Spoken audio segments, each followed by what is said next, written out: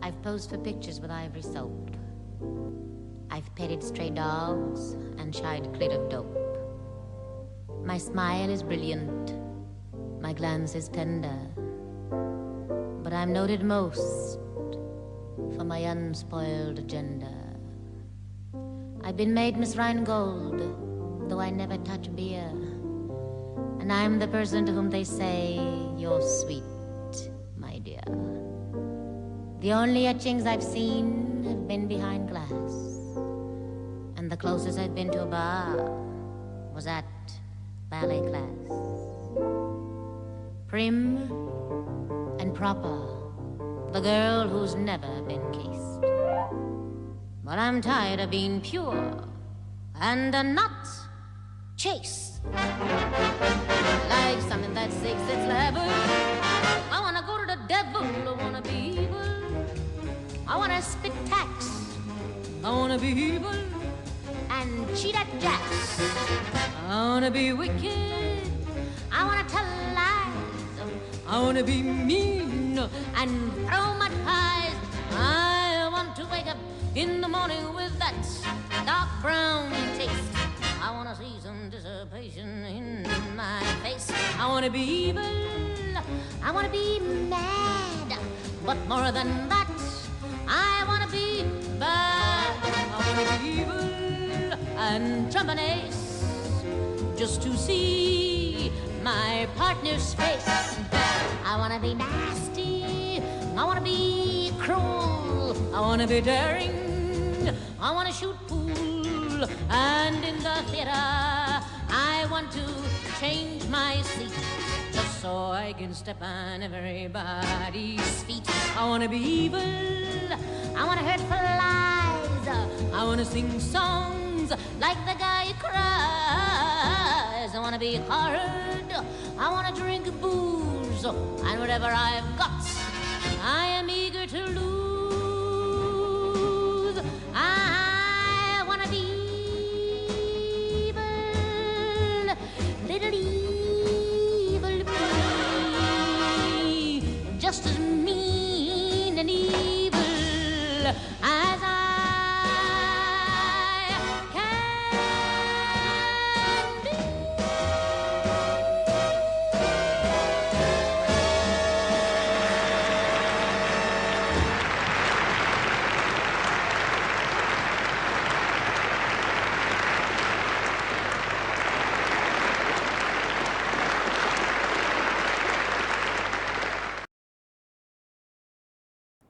Hello, welcome to me typing for 2 minutes as I just try to get my things together here. Welcome into the broadcast. Hopefully you're having a fantastic day. It is only one day until Samhain, Halloween, Old Hallows Eve. Would it be Old Hallows Eve today? Questions to ponder.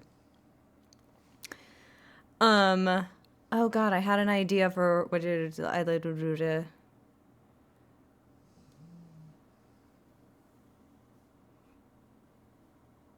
Oh.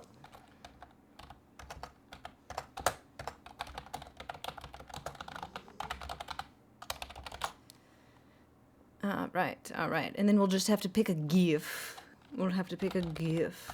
Hello.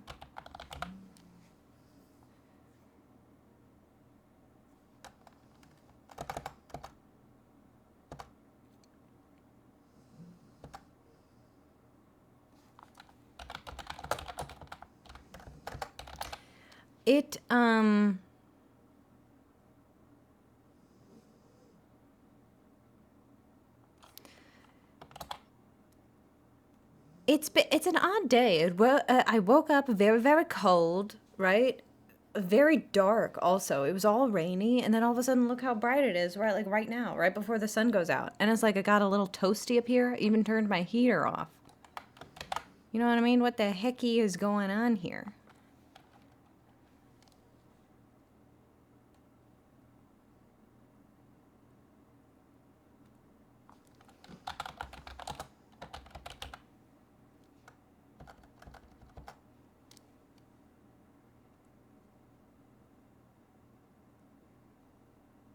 All right, there we go.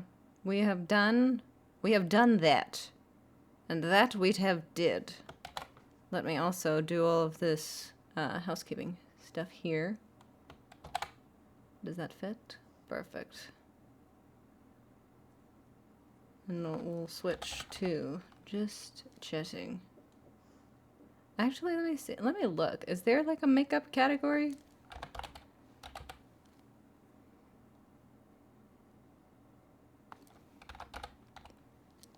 Makers and crafting. Okay.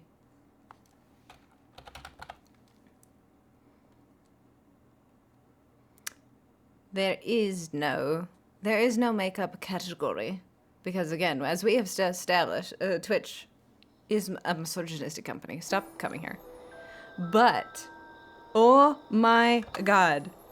Do you see this? Hocus Pocus ambience in Salem, Massachusetts, cozy city Halloween ambience and music. Magical escapes pops off every single fucking day. This is entirely my shit. This ambience is my ambience, okay? This is my ambience. Oh, hold on. I didn't switch the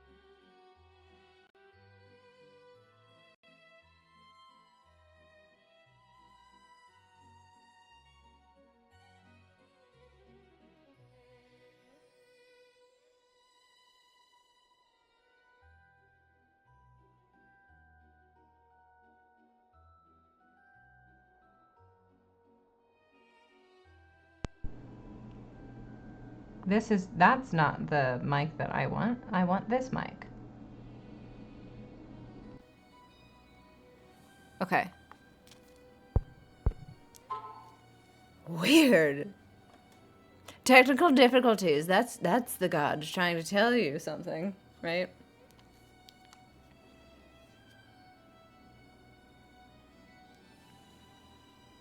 Tell you. I've been watching so many of my the tarot card readings that, I mean, you know, I always do.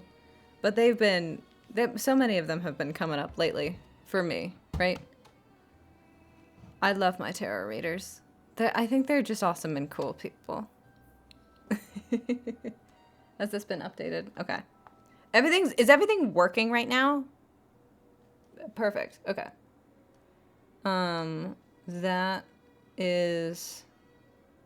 That's doing stuff. That's doing stuff. Here we are here, and here we are in here. Okay, so everything's done. Everything has been locked in. All right. So yes, it is the day before Halloween. I hope everybody's having like a nice spooky time, and you're able to like actually, you know, like lock into the spookiness, right? Also, sorry for being so extremely late. I'm not sleeping good, but you know, like I said, the Samhain is the witch's new year. So right, new year, new me. That starts happening tomorrow. You know what I mean? What's your witch's New Year's resolutions? Maybe you should do like a spell or two about them.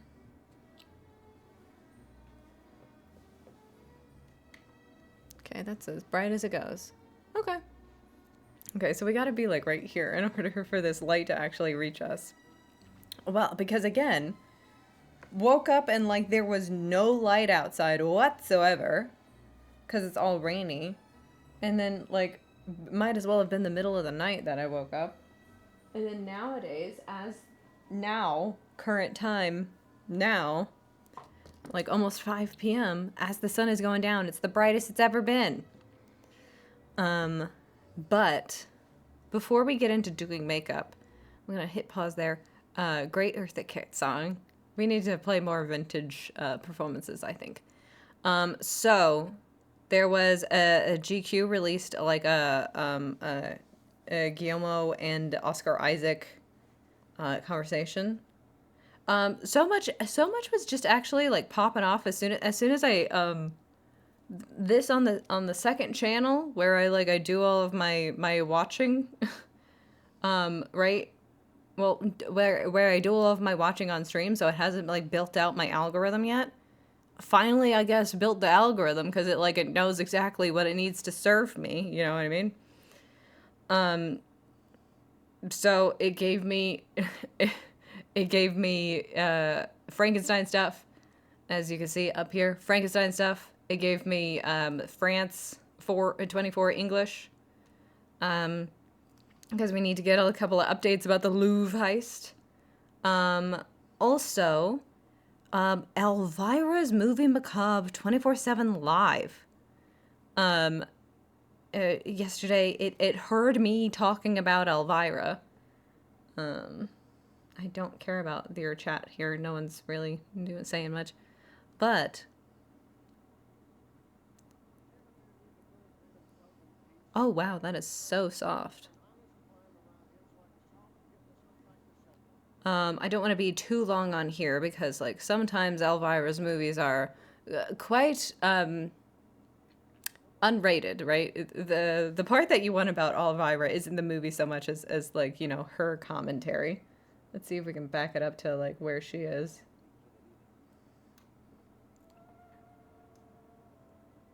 But this is cool to just like have this around.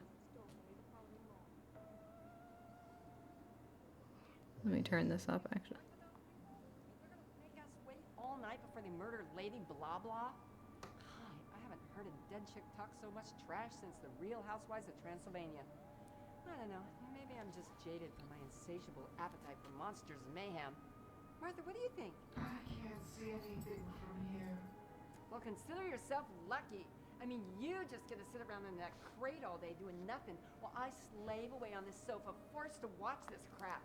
Let me tell you something, Miss Whiny Pants. This is no joyride. It takes a very special person like myself to do this job. It can be anyone, my friend.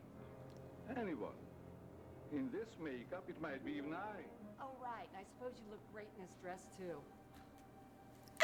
Sorry, folks. You'll have to forgive A them. queen. A queen. He's a queen. I wouldn't say that to you, lady, even if I knew what it meant. Sheesh, some private dick you are. Why, my audience can figure that out with their eyes closed, which by now they probably are. I do like Bella's little friend Indigo, though. He may be short, but he is the only one in this flick who hasn't said anything dumb yet. Guess that's one of the benefits of a non-speaking role. Well, darling, my guests will be here soon, and I am so excited about tonight's big party. But here I am in the same costume I wore last year, and the year before that, and the year before that, and, well, you get the picture. I know, it is incredibly hot and sexy and all that, but it sure would be nice if just for once I could switch it up a little. I mean, you know, wear something totally different. Wouldn't hurt if it was a little warmer for those cold October nights when I'm out there tramping up and down the streets, trick-or-treating. And, you know, a tad roomier wouldn't be bad either. Now what could my new costume be? Oh, why are we all the way down here? That's because it doesn't change much. Get thee to a nunnery. Oh, yeah. Second thought, maybe I should just stick with the old tried and true. It's been working out pretty good for me so far. We'll be back in a flash with more Halloween trick-or-treats right after this. I mean, The hijabi girlies could do like an Elvira really fucking good, because the best part about it is like the eye look, don't you think? Always great to go back in time and see just the rampant Islamophobia. Well, I mean, it's still here. But you know what? It's it's fine. It's not fine, but it is what it is. Because if you noticed, actually, that bit was kind of good at exemplifying like how Elvira like does like she does like a halo look, but it's purple, pink, purple. You can't even really see it under her bangs though, which is, you know, every girly's forehead move. I'm gonna do so much eye makeup and then cover it all with my bangs. What am I doing? Oh, stop looking at Elvira's titties first and foremost. But so that was kind of watching Elvira for like the first time last year, right? Because she's always been a sex symbol, right? And to like understand what exactly her whole shtick was, is that she was like this very sexy lady, but like her whole deal was to do just like dad jokes in between like movie commentary. Bad movie commentary, not bad movies. Bad movie commentary, not bad movie commentary. Bad movie commentary. That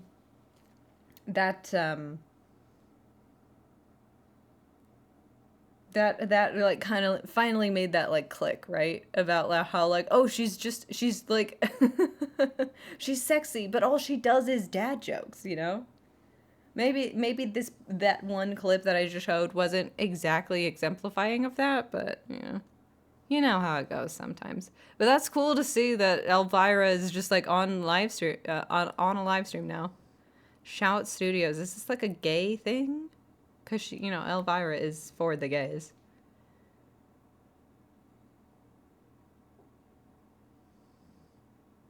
Okay. Whatever that means. Let's watch this one short, though. It's Jacob Elordi and Oscar Isaac. Earn a 13-minute standing ovation for Guillermo del Toro's Frankenstein at, is this Cannes? This must be from a little bit ago. Wow. Where's the 13-minute standing ovation? This is just, here it is. This is just the red carpet. Is that Cannes? I don't know what the logos are for any of these festivals.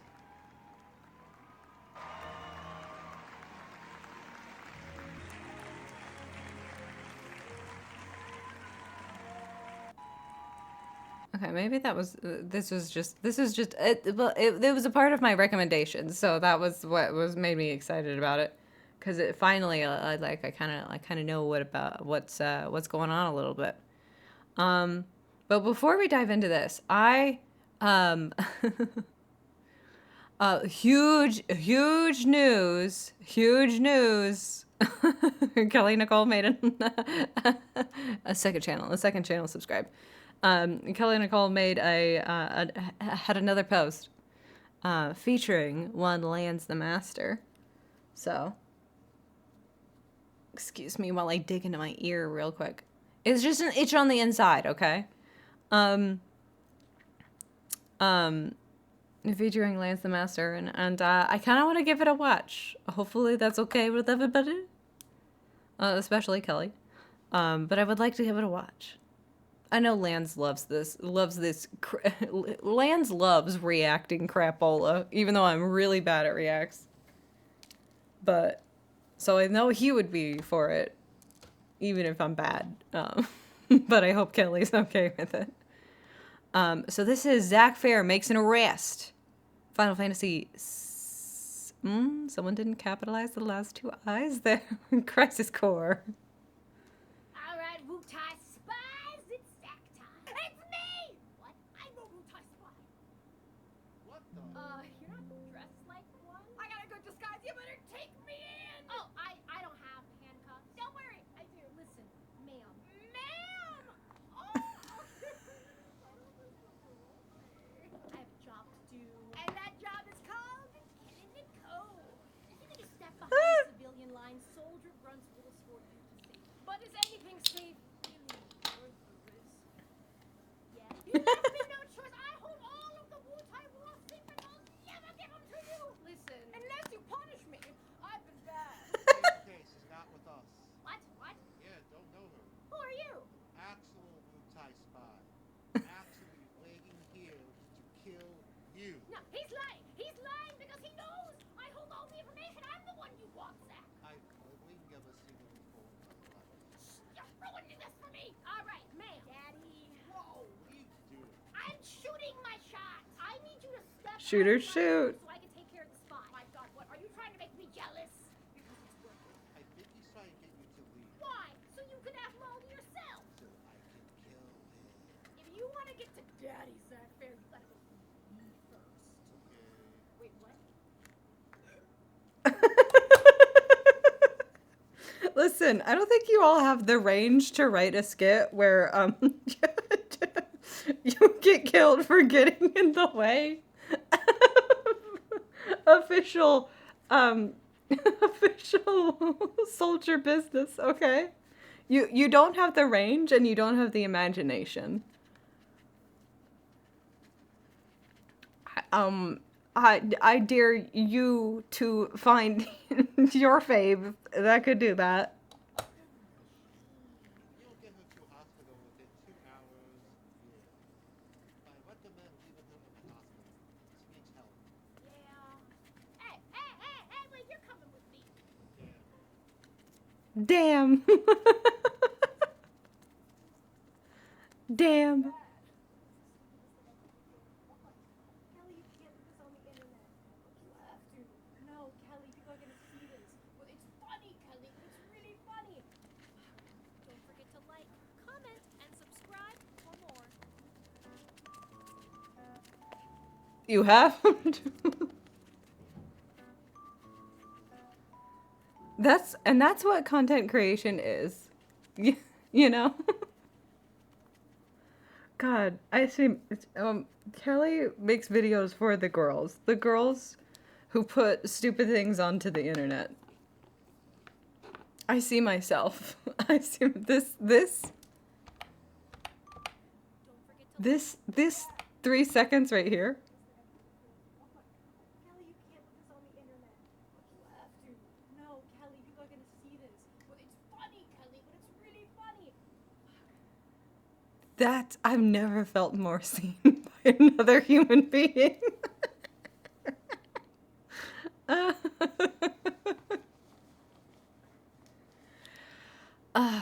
That's perfect. That's great. Lance,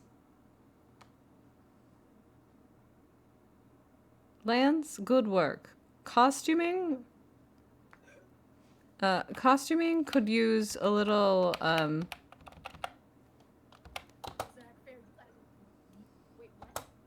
costuming leaves a little bit to be desired. I think maybe we'd dare a Kingdom Hearts fan to dress in anything other than Kingdom Hearts based merch. But overall, a wonderful skit. Claps for both Kelly and Lance.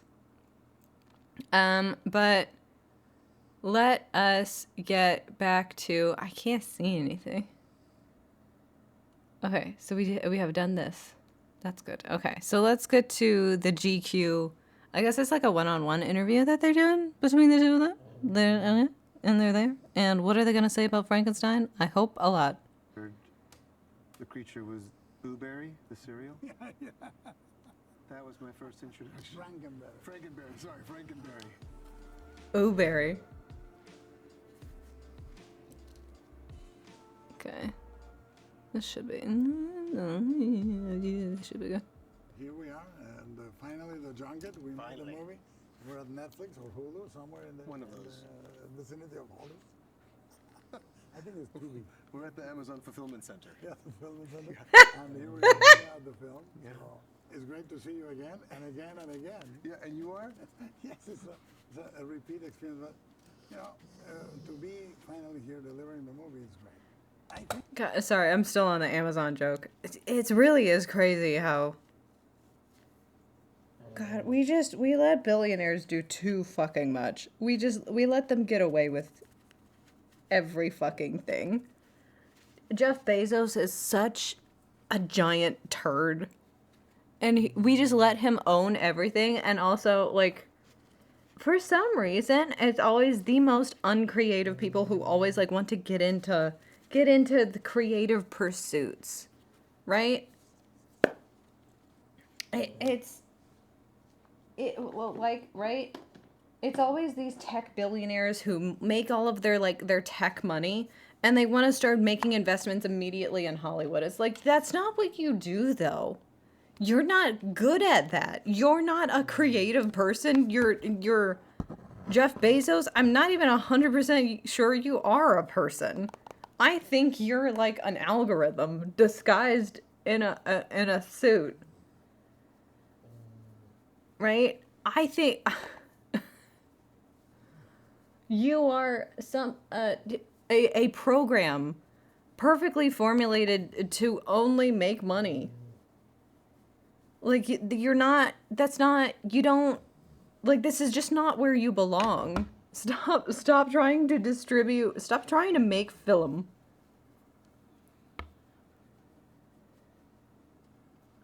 And, like,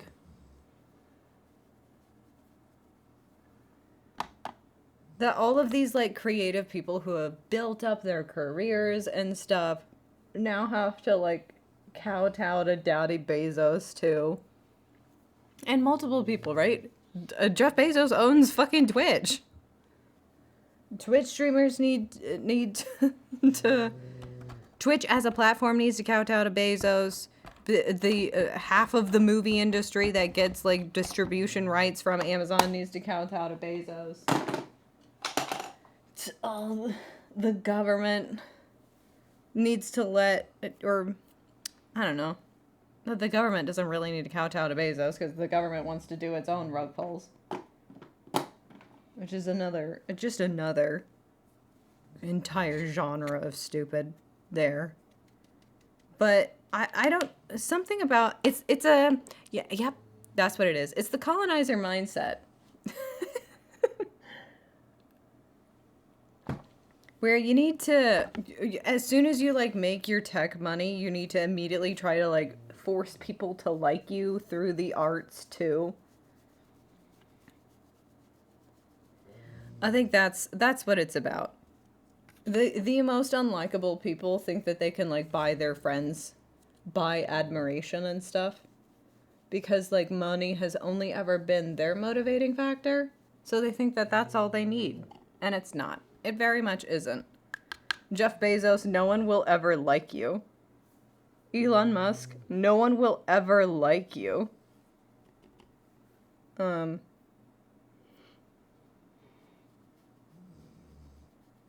Who's like the last one? Oh, Mark Zuckerberg? No one has ever, and no one will ever like you. Oh God. Oh, you know what's like a good fall movie? A good November fall, right? Because October fall is an entirely different feel from November fall. Because, like, October fall needs to be spooky. And November fall is very, like, abundance related, right? So, The Social Network is actually a great November fall movie. Vodka, happy early Halloween. I like watching Over the Garden Wall in November. Speak on that, Queen. Is it just like the like more woodsy vibes? Because it does get plenty spooky.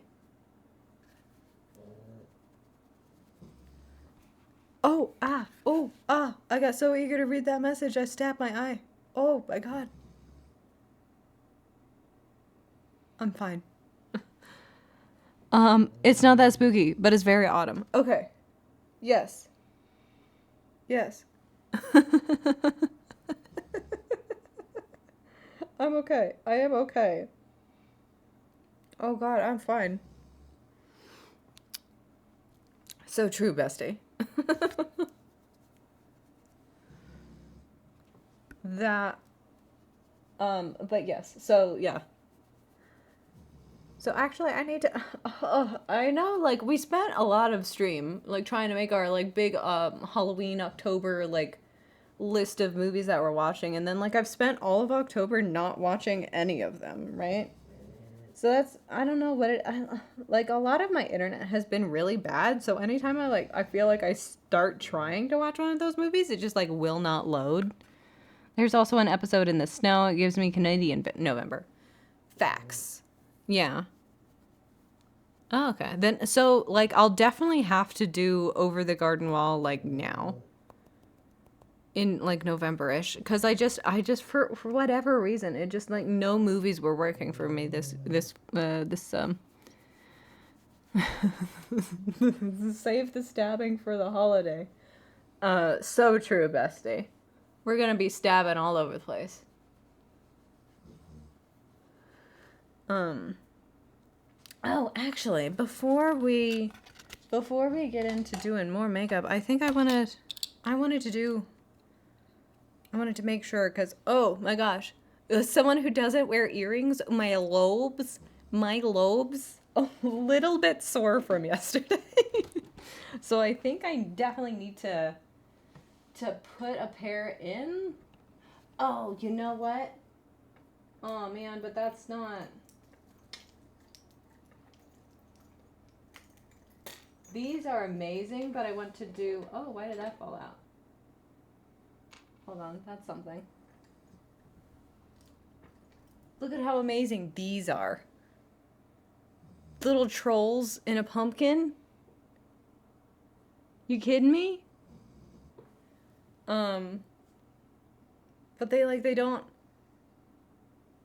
don't have any. I want to do like a red and black look to like match the sweater.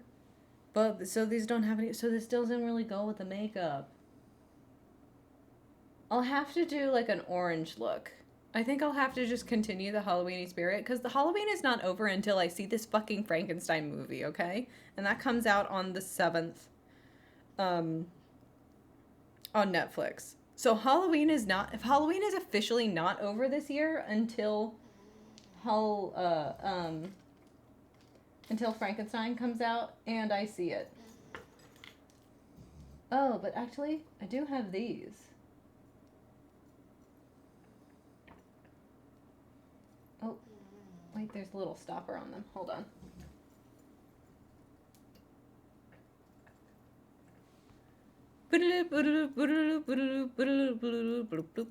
Spooky, scary skeletons. Yeah, this is the move right here. I think these are also even lighter than the ones yesterday. So I'm gonna grab me those.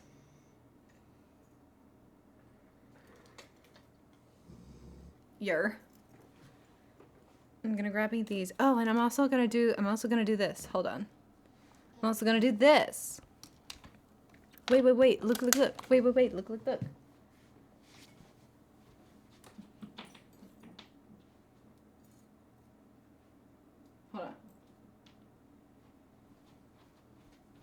Hold on. Yes, I'm still wearing my pajama pants from yesterday, and that's none of your business. Oh. Isn't she magical? Ooh, she's got a little dog hair on her. Look at her. She's got little rhinestones for eyes.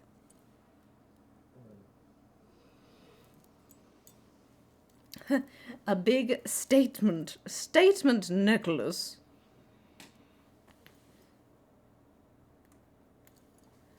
Oh, isn't she magical? Isn't she perfect? Who glares?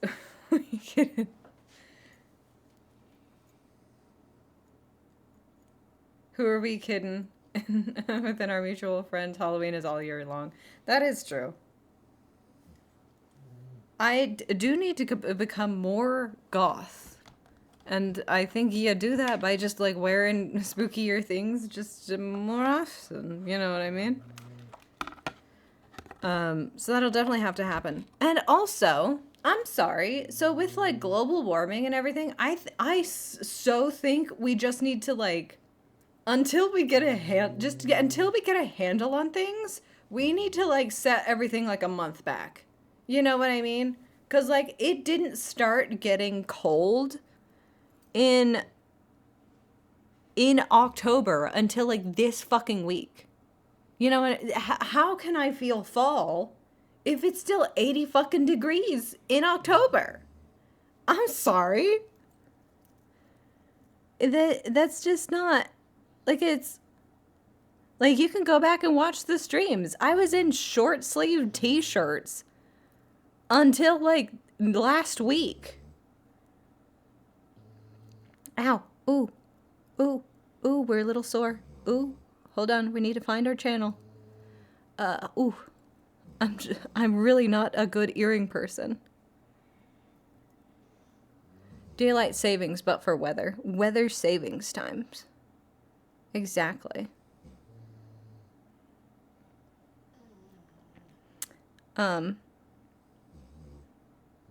But while I struggle to get this skeleton earring in, let's get back to ooh. We get 45 seconds into a video and immediately just start ranting about fucking Jeff Bezos. This cannot be us. This cannot be what we do here. And that's fine. We'll begin again. Why is like the quality being so bad here? Related on a meeting that was a general. Okay. Yeah. We came to the Bleak House. Mm-hmm. We had the Cuban food and we started talking about our parents. Yeah, they called me. They're just like, hey, you know, you're in town, because I was in town in LA, and they're like, you know, Guillermo's, you'd be open to having a general meeting with you. Which I never do. How did I do this? So what made you? I fucking guess broke they it. must have called them. They're like, How did I do that?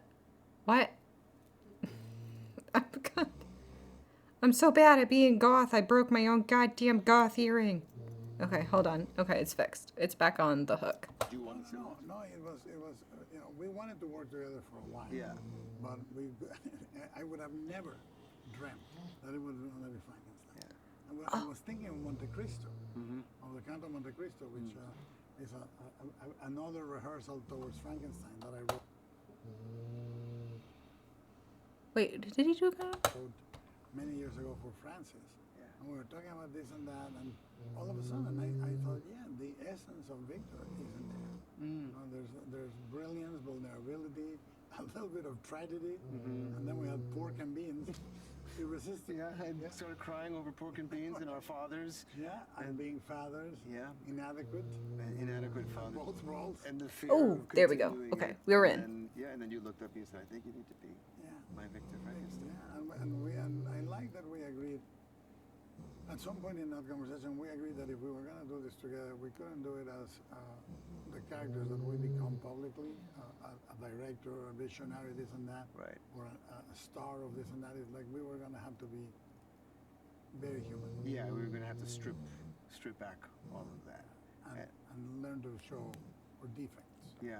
Oh, And you there we talked go. about- Okay. Remember you talked about... Hi, Not Roxas. How's it going? We have one skeleton earring.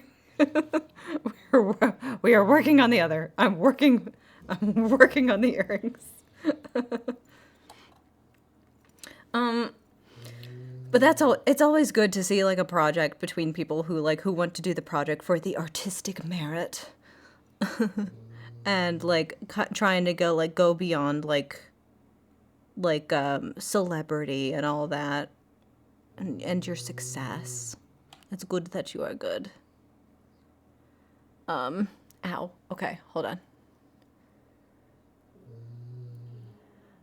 Right. In many ways, having gone to acting school myself, in many ways, celebrity does right, acting is a reflection of humanity, and in many ways celebrity does remove you from humanity. So it's one of those bigger questions about like how do we portray humans while being so clearly separated from the everyman, right? How do we become the reflection if we're the thing that everyone looks at?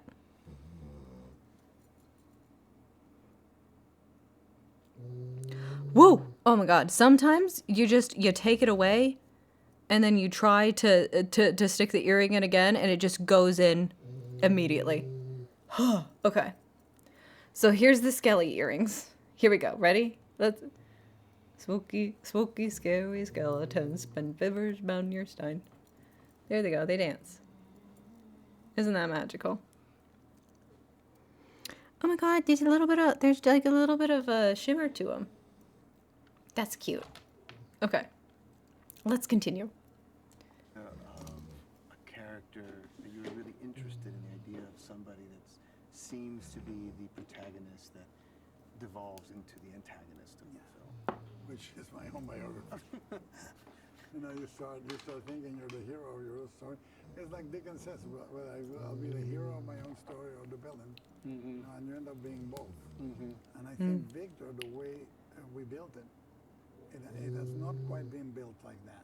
You have the mad scientist, you have the benign scientist, or you have the sociopathic scientist with Peter Cushing and the hammers. But one that is both, that is both the beatific guy and the evil guy out of envy and pettiness, I think that was the challenge. Yeah. I mean, you also said something that was really interesting about, I think it's a Hitchcock thing, which is the two questions: when is he going to stop, and when is he going to start? Yeah, the only two dramatic states of a character are when will he finally start, which is, for example, Shane with Alan Ladd. All the violence inflicted in the town, you know. Okay, so I want to do just basically like big wing liner and like maybe some red accents to, you know, match. Maybe we try to bring in a hint of blue, a hint of like shiny blue, because there's a little bit of blue in the sweater. But so I feel I'm like debating if I go more muted, more fall-y with the blush, or more just to keep the red going. I think I'm leaning towards keeping the red just going. And suddenly the sun has gone away. Okay. Yeah. We can definitely do more muted blush throughout the entirety of November. Very, very fall. Very muted fall. November fall is. What's one point? The gunslinger is going to go, all right. Or the other one, when he's going to stop. When will he stop being that cruel or that unfaithful or that greedy? You know, and those are the two questions for a character to be interested. And it feels like Victor's particularly This conversation about like, when did I read Frankenstein? I read Frankenstein, I think during the summer, right? So definitely. And oh my God, I remember I got it on a little like audiobook thing from the library.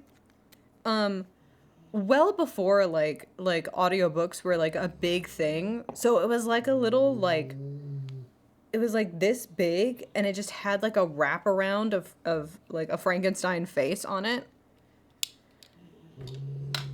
And I would just ride my bike all along the summer just listening to Frankenstein on audiobook. And the thing I really remember from it is just how much the word countenance was in it. Uh-oh. Might have made the choice for me of whether or not I do really red blush or not. This might be actually gone now. No, there's plenty of product in there. Why isn't it coming out? Okay, there we go. But like this whole idea that they're saying about like Victor Frankenstein being the victim and the villain at the same time, right? Because that's a thing that like has people have been like kind of making fun of. Well, it's an bit, right? Of okay, so you weren't the victim here, you were the villain, right? Because so much of actual, like, real-life villainy is actually doing horrendous shit while conceptualizing yourself as the victim, right? That's what the Nazis did. They didn't think that they were doing things. They didn't think that they were doing a genocide. Or at least most of the grunts of the Nazi party thought that they were, like, protecting their homeland, right? Or at least that's how they rationalized the evil shit that they did. Nobody really does. I think there's like a genuine, like, humanness at every single being's core, right? So, like, and at some level, right, every single Nazi knows that what they're doing is evil. Every single transphobe knows that no matter how much they want to, like, play the villain or play the victim while being the villain, right? Accusing trans women of, like, being predatory monsters when, like, you're the one who's kind of obsessed with genitals there, dearie. Where, and even nowadays with, like, Trump's immigration policy, he's rationalizing it as, oh, protecting Americans from the criminal immigrants. I think there's somewhere deep down inside even Donald Trump that knows that he's betraying his humanity and has betrayed it for so deeply. Just the same as with transphobes, just the same as with the Nazi party.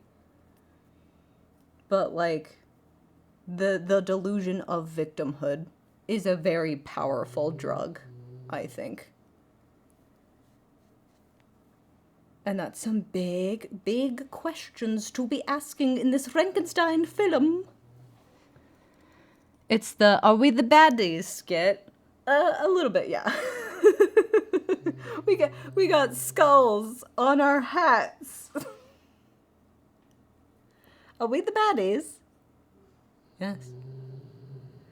Yes, you are. I keep proposing genital inspections days. Wait a minute, am I the bad person here? So it's amazing. It's amazing conversations to be having in just this little GQ interview, so I can't wait for the actual movie. I'm so jealous of people who, like, already have this playing in theaters near them. But, you know, I wouldn't be going to a theater anyway because, you know, pandemic. But it is, you know, living rurally, this has been a constant threat of just being jealous of people who live in places where things actually happen. So, like, I wonder if it's getting a wider release before it comes to Netflix. I don't believe so. Did you see the trailer for The Bride? Right. Isn't that like a Maggie Gyllenhaal movie? And it's very like, it's very like, let's redo Suicide Squad, but just the Harley Quinn and Joker parts.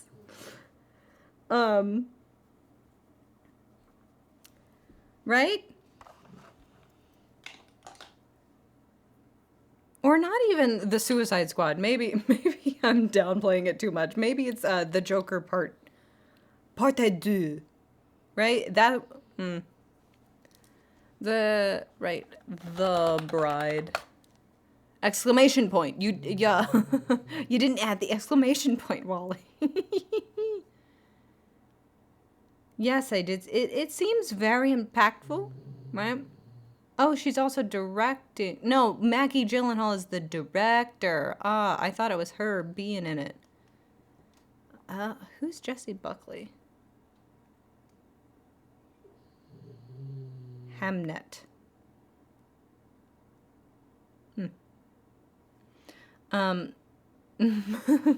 Fake fan. No.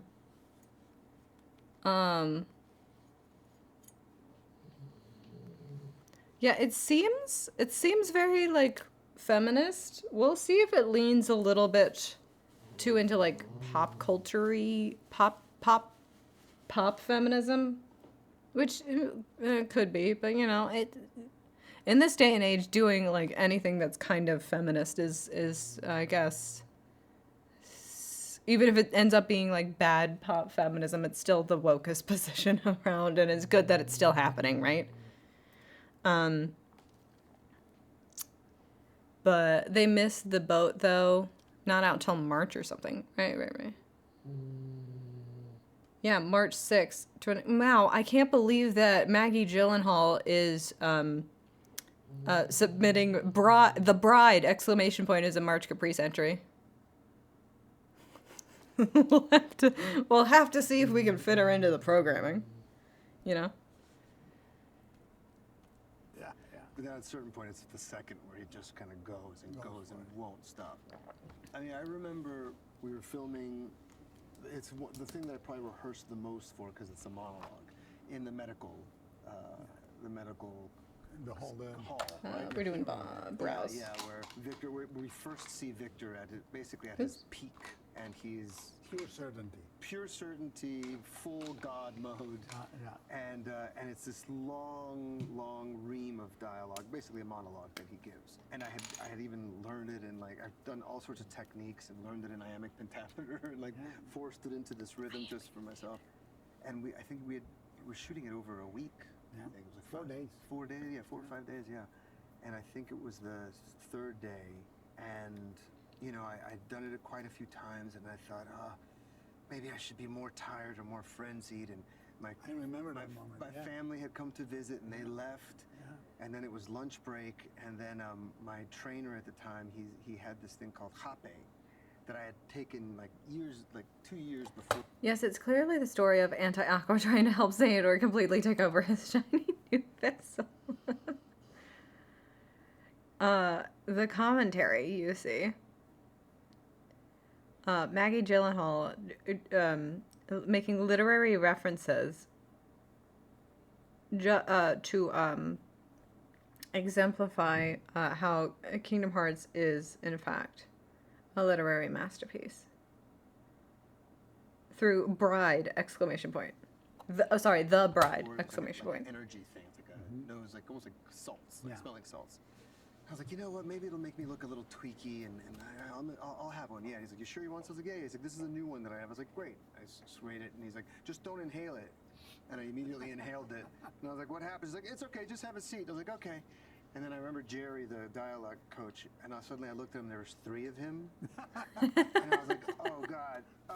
And I just started throwing up profusely. And then the knock on the trailer was like, they're ready for you. And then I just remember like going down on my hands and knees, and the trainer's like, maybe this will help. And he blows this like meditation whistle. I was like. And I'm just like, and it's like, okay, come on. And so I was like, I can do it. I remember. And I walked on the set, and they're like, okay, and like, let's rehearse it.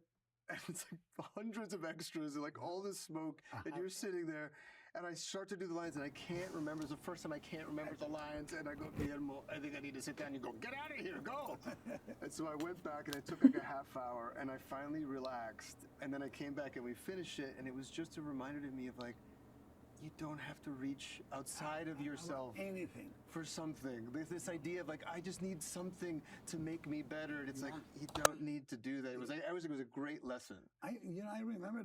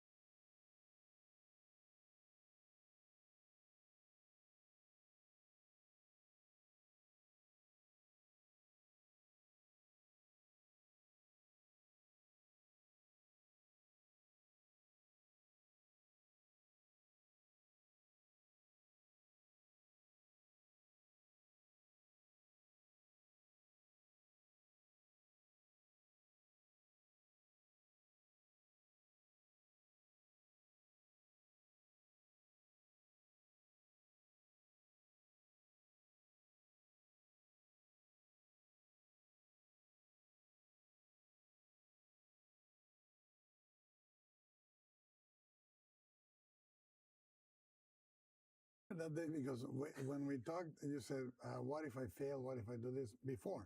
And I said, "You can fail. Yeah. Everything was built for you. We made this suit tailored for you, but you still do it. Yeah. You know, and I think that we have a few years apart, and I think that you lose that fear the older you get. Yeah. You know, and I saw you attempting that, and I think it was the only time. Yeah. After that, it was just you and I. Yeah, yeah. It was it was like I needed to do that. It was almost like an ayahuasca trip where I needed to just like vomit during lunch on my lunch break to like vomit out all the fear and be like, you don't need to reach for something. It's all just right It's all here. in there. It's all in you. I can chill. And I think the beauty of this movie is that and people say all art is self-portraiture, right? But it's so for everyone involved. Yeah. You have to align all those self-portraitures to make sense. Yeah. Mia is Elizabeth. Jacob is the creature in many ways. Not the Jacob people perceive, but the Jacob that he perceives himself as. And it's very beautiful. Yeah. You don't look for anything outside. Mm-hmm. The funny thing about a movie like this or a project like this is I encountered Boris Karloff on a Sunday after church, and he became my new messiah. You know, I said, that's me, I'm him, and he's my savior. In a way that was purely instinctive. I was 7 years old. But I thought, now I understand when people talk about finding a savior. But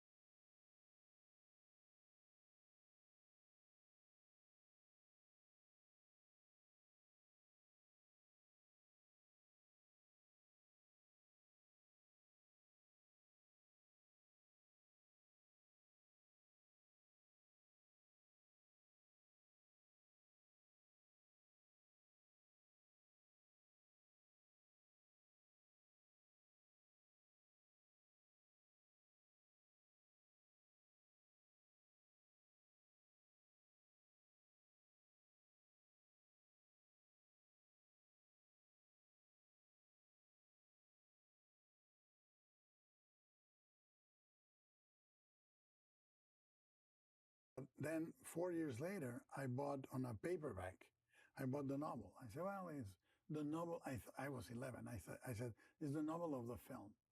Then I said, oh, the novel was first, and nobody has ever done it. Because I read it and I said, this is not the movie I saw.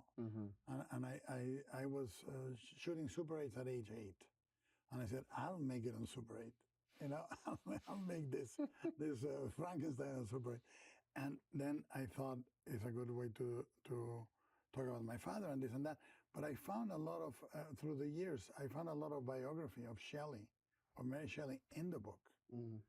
It follows the itinerary that she had when she eloped at 16 with Percy Shelley.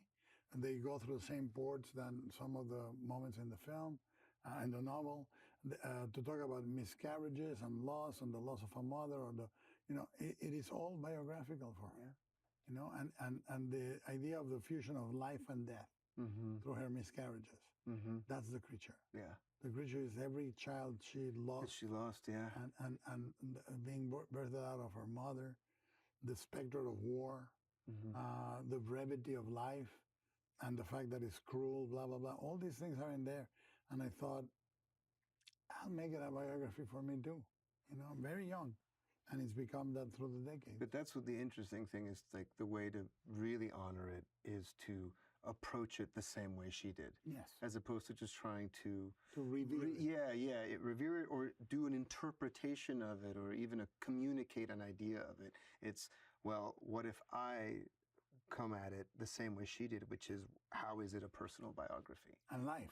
Yeah. Like the difference between a taxidermy piece that you do with reverence or to display a living animal because you really give it life through yourself is what, if you make a classic and you say, oh, I'm making a classic, it becomes this stuffy pastel colored reverence piece.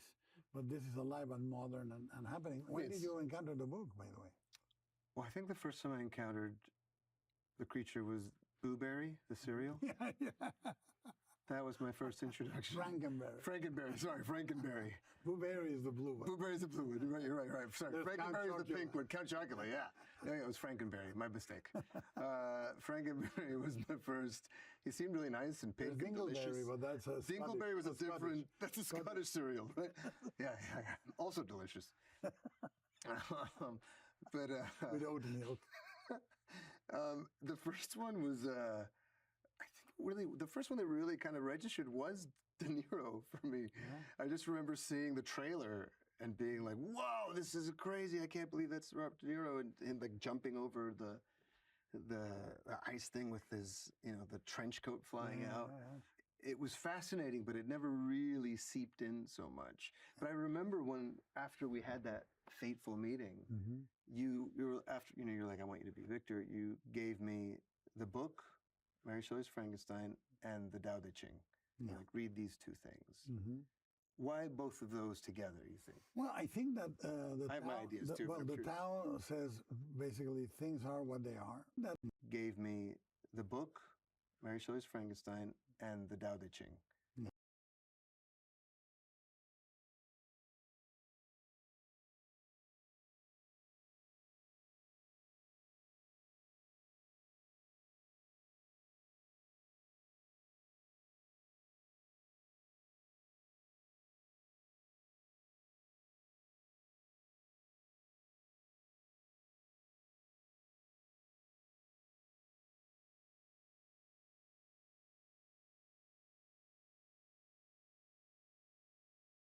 Like, read these two things.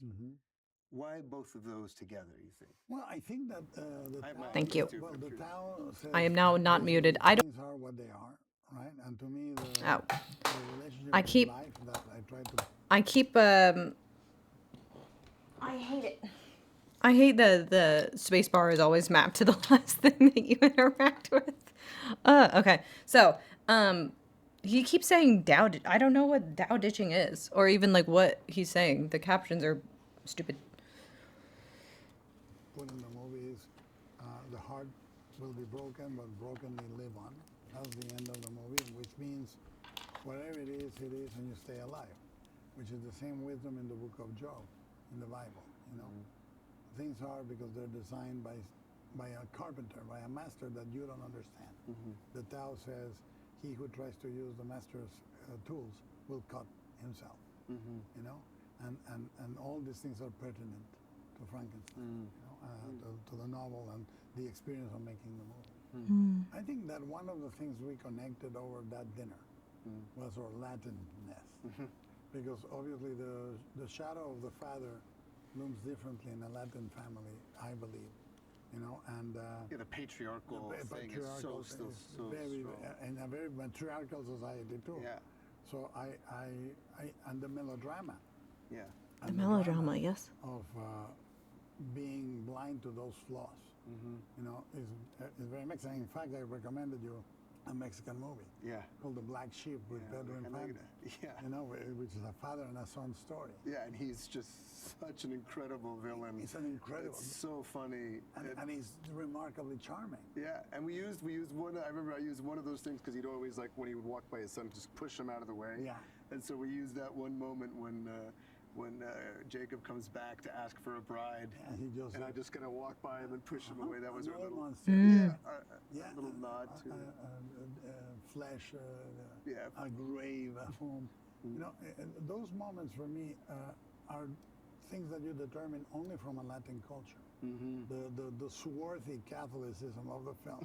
But I think the sort of pageantry of Catholicism, which verges on the I'm doing my wing so far to the side of my head, I can't even really see the tip of it.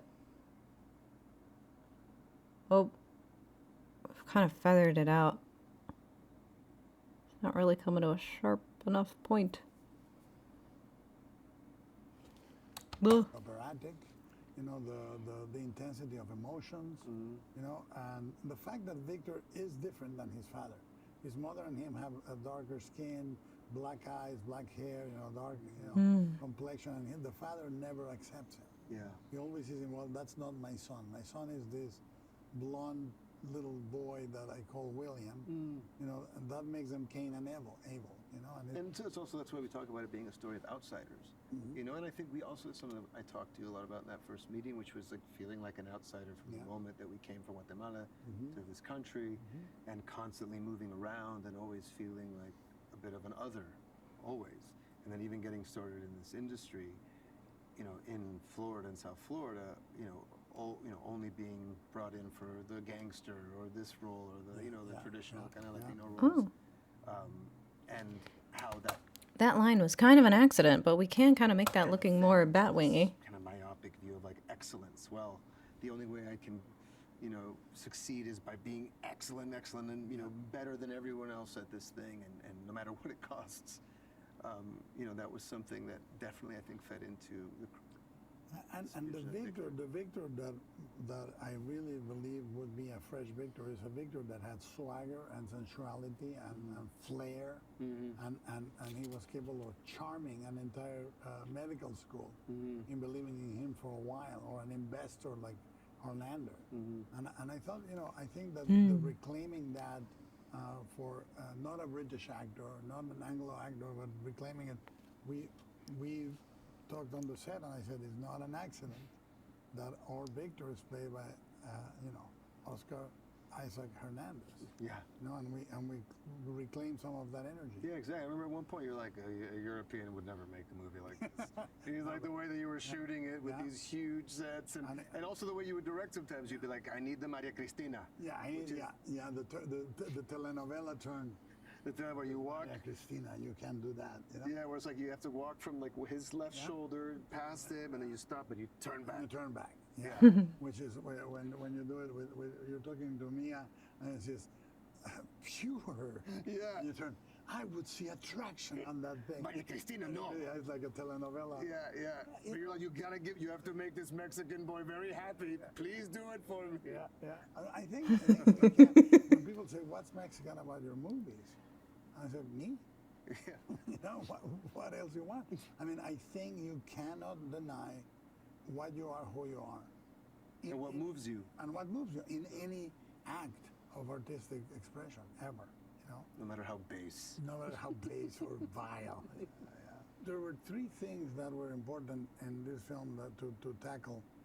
One is the Catholic fact that God and Jesus are a father and son story, primary, where God sends his son to experience pain and death. Why? What does he do? And the creature becomes a sort of Messiah to expiate the sins of his father and get him forgiveness and all that. That was number one. The Catholic element of this film is very, very strong. Lapsed Catholic, but Catholic nevertheless. The second was the father to son to you know what? Father, sort of lineage of pain.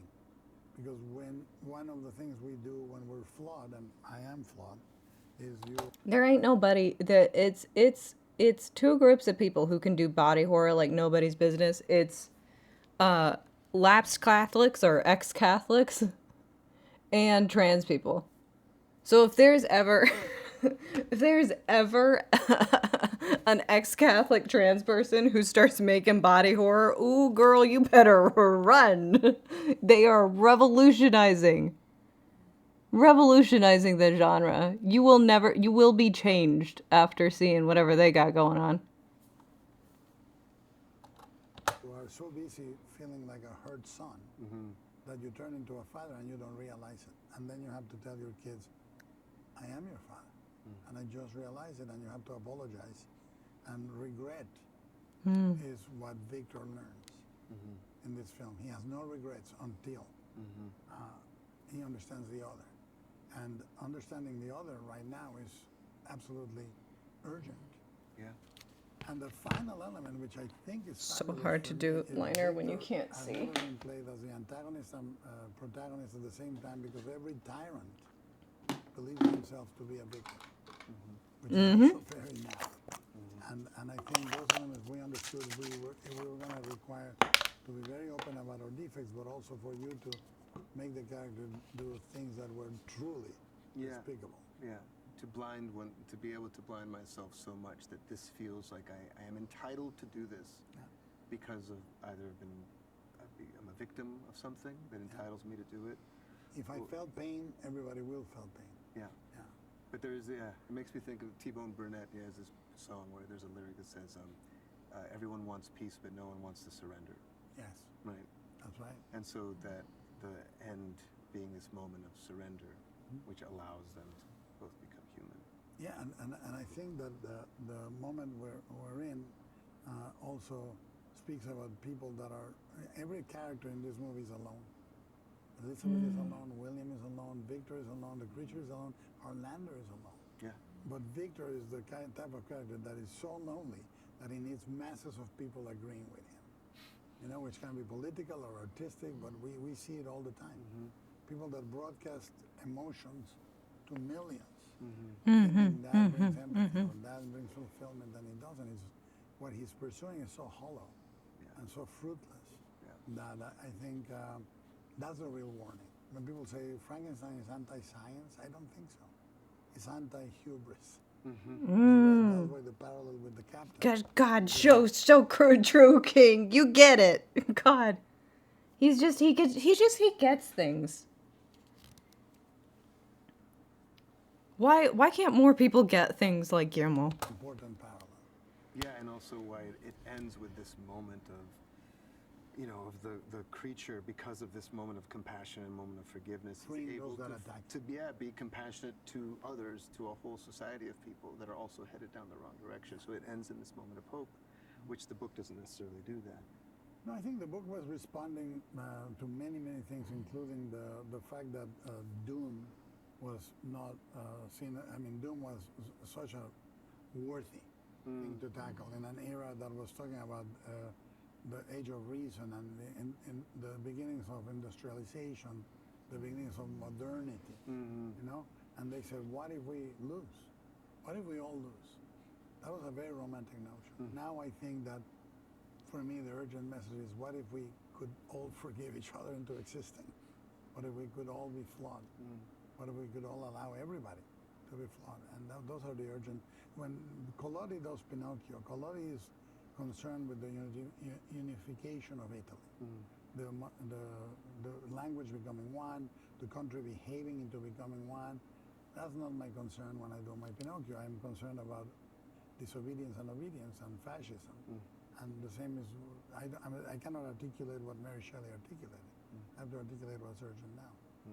When you tackle a movie as big as Frankenstein, I felt it before, Shape of Water, Pan's Labyrinth. You feel, I hope this connects with someone and makes their life either different or better in some way. Has that ever happened to you with a song or a movie or a book? Or so many times, so many things actually. With this, with Frankenstein, there was a song I found that I would start to listen to. I would listen to all the time. It was called "Poison Tree," and it's this really beautiful song. And the voice, it's a female voice, but it almost sounds like a child singing about wanting to become a poison tree. And there was something about that resonated with me. My guess is the American education system. Yeah, that's why things can't be so good. And that's me blaming the system, not the teachers. Exactly. So much, yes. It sounded like this heartbroken. God, this is something is wrong, and this is like near the end of this liner. It's like it's getting this tip on it where like it goes on both sides of the tip and not the actual tip itself. I think it's almost time for a new one. And it is getting kind of dry once the product is actually on. Okay, that's Dang it. It splits.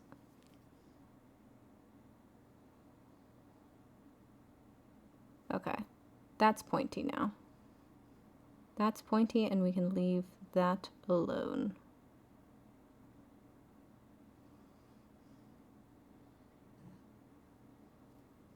Okay. Cool.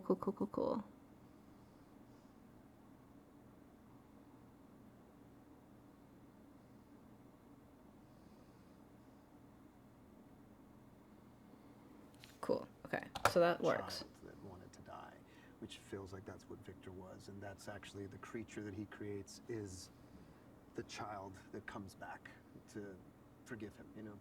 So it's funny how those little kind of totems I find and hold on to, and I would listen to it maybe once a week while we were shooting the film, and it would just reorient me. That was a big one. But originally, I think the very first movie that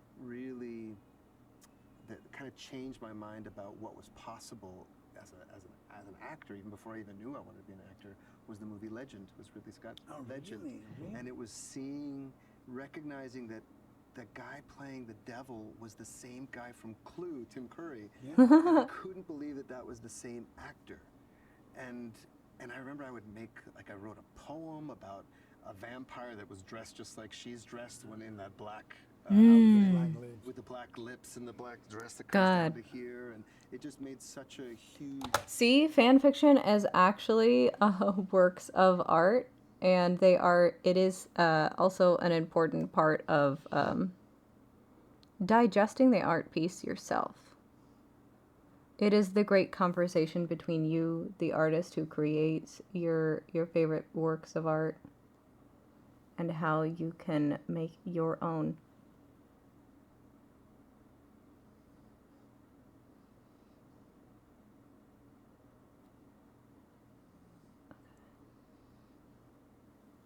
Let's try to make this a little bit thinner. If we can. Oh, no. We're fucking it up. We're just fucking it up. Fuck.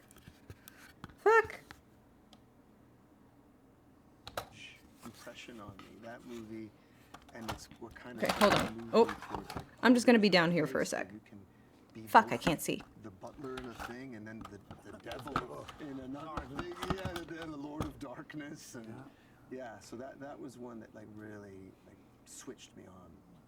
You know, that happened to me with Taxi Driver. Yeah. I was, my uncle and I went to movies. I was very young, and he would take me to all the movies my mother or my grandmother didn't want him to take me to. We would go see a movie called Raw Meat, which I still love. It's called Deathline also. Great movie, the variation of Beauty and the Beast and horror. And then he said, let's go see it. He took me to 2001. And he said, do you understand what it's about? And I said, yeah, it's about evolution. I said, I'll take you to Taxi Driver. So see what he says about that. And this is very pertinent to Frankenstein. The study of isolation. Yeah. Of a character that you start following, and then by virtue of the narrative you identify with. And then he does incredibly despicable things in his own universe. But you can't help but follow him. Right. I felt fascinated. I said, I never thought movies were like this. I thought movies were good guys, bad guys, and the good guys winning. Yeah. And when I saw Taxi Driver, I understood there is a whole world to this medium. And I was very young. That I may reach with my Super 8 films one day. I mean, I didn't have Super 8, but I had 8mm VHS ones that I started to make movies with as well. And I think I even sent you one. It was one that I made with my dad. Oh, back then. Called It Lives, where I was the monster that I get killed by love. When someone shows me compassion, which my sister played, which was hilarious because in the shot you can see my sister being like. Acting. Yeah, so annoyed that she's being made to act. It's so funny because the first movie I made, I made Super 8s then, and then I came back. I stopped making them for like 7 or 8 years. And then when I was about 13, 14, I did one again, and I was a monster. And it was a monster that crawled out of the men's toilet in my high school. Skibbity toilet. Skibbity toilet. So, oh my God. Was not in it. Oh my God. That's good. Skibbity toilet. Okay. So that's Well, I think the first time. oops. Okay, so that's the bat wing on one side. It's kind of when the eye is relaxed, it kind of does fold over a little bit too much, maybe, right? Because sometimes we put on our eyeliner like this, and then we relax, and it sinks in a little bit more. Maybe we want this guy to be a little bit more like this.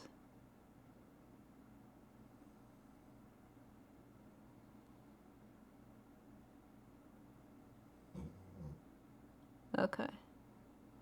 Okay, there we go. Chat, we've done it. We've created the perfect graphic liner, or at least what I can see.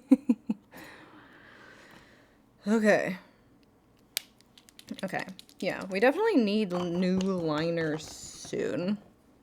1/2 done. 1/2 done.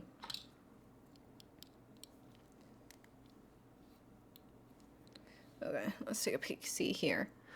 Next, though, right? Right? There's our graphic liner. Yes. Ooh, she's a batwing.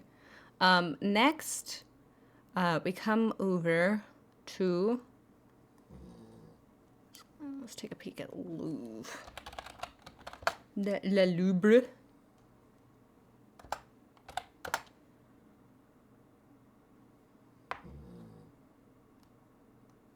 Okay, so we have...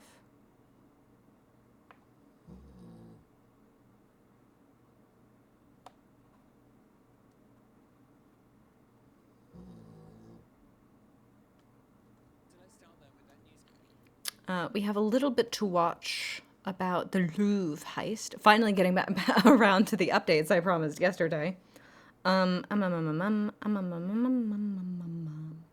Ooh, let's see about was it an inside job?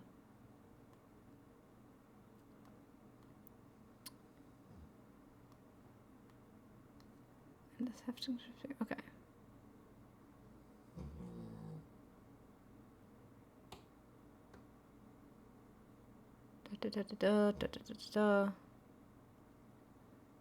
Louvre, La Louvre heist, La Louvre heist.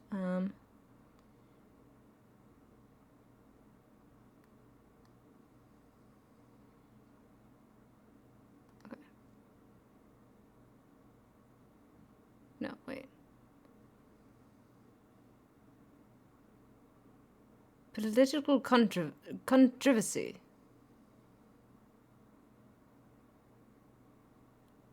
Was it an inside job? When was this posted?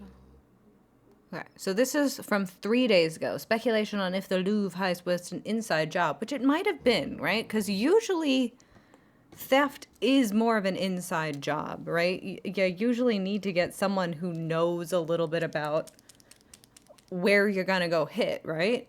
The press review. Going to start off with some updates. This is France 24 English. That developed over the weekend. The press, of course, are full of it, aren't they? Well, 2 suspects were arrested this weekend, and that means that the story... 2 suspects arrested. Some front pages this morning in France, starting with Le Figaro.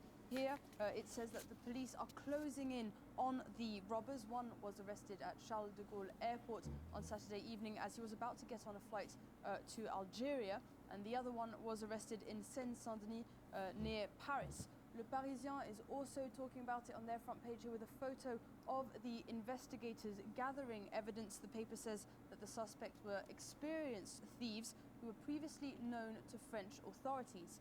Le Monde is also going through some of this evidence here. It says that police used more than 150 DNA samples and security camera footage to track the criminals down. It says the suspects are in their 30s. One is a French national and the other is a French-Algerian national too. Now, the New York Times is also looking into the case here, and they say it might be an inside job. This article features interviews with 3 former jewelry thieves who all have experience of stealing millions of dollars worth of loot, and 2 of them think that the robbers had to have known someone on the inside to get away with such a daring heist. and it seems that the pros might be right. This is an article here in the Telegraph which says that the Louvre heist could have been an inside job. It says that detectives have uncovered evidence that suggests that they knew people on the inside. A source said that crucial information about the museum's security systems had been leaked, and says there's new evidence that suggests cooperation between a Louvre security guard and the robbers. Now, all remains to be seen, but for the Swiss illustrator Chapat, he says that the heist is an art of work in itself. Very true. Get away with that. You never know. That the heist is Du clin d'œil. work in itself. Very true. Get away with it. In their 30s, they had to be Carmen Sandiego fans. Hey, you know what? Again, like I've been saying throughout the whole of the Louvre heist saga, everyone wants to do a heist. I'm sorry, like, it's a heist is just like fucking cool. You know what I mean? Every single piece of media about like stealing just makes it look so cool. I'm sorry if you made it look cool and suddenly I'm a criminal. Like, because because you just didn't want to, like, discourage. You couldn't discourage me more effectively, right?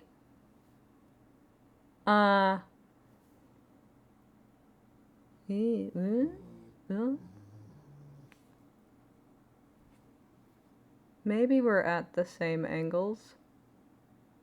Maybe we kind of have the same angles going on here.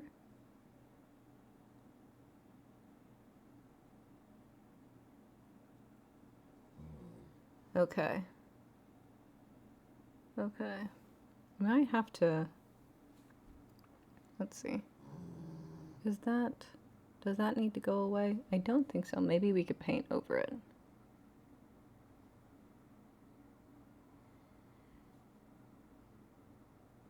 God, this eye is so much easier because I can see a little bit better.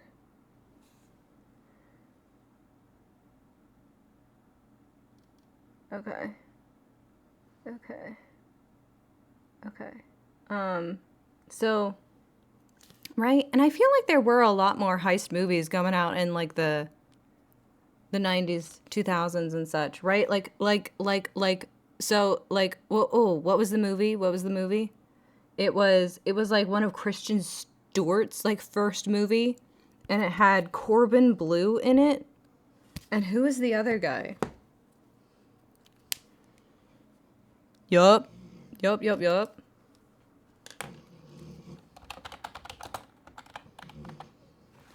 Stewart heist. Catch that kid. Wah! Max Zero. Oh, he was the other guy. And it was like all love triangle-y. Kristen Stewart could not escape a love triangle to save her life. Like catch that kid. Oh, we gotta go see the like the in the vault scene. Catch that kid vault scene. There was Catch Me If You Can, The Italian Job, the Ocean's movies, just to name a few, right? And of course, the aforementioned Carmen Sandiego of it all, too.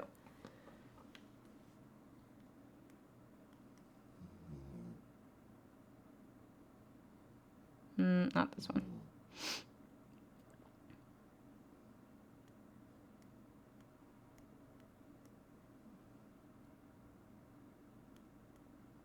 Vault climbing, because she's a climber. That was her thing in the movie. She climbed. Is it just because it's the climax of the movie? Is that why they're not showing it? Show me. Come on, show me the fucking movie. Oh my god, it was a remake? What was this, German before they did it? Oh man. Electrication.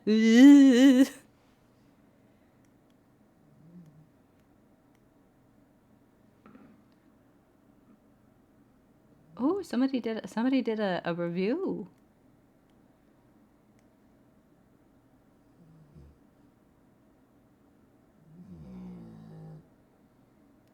Let's see if maybe if we do this, maybe it'll recommend us like another part of the movie. Oh my god, this is someone holding a camera in front of a television screen.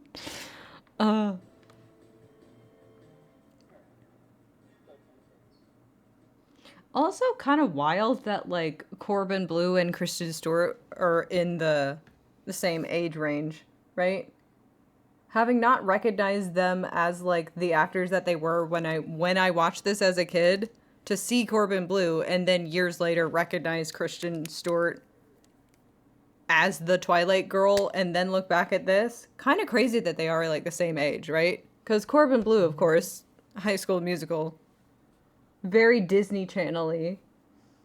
So like, right, you associate him with being being younger, and Twilight with being older. It's like finding out that Martin Luther King Jr. and Aaron Frank were both born in the same year, but like one of them was killed as a 12, 13-year-old. So yeah, you know, it's a little bit like that. Not really.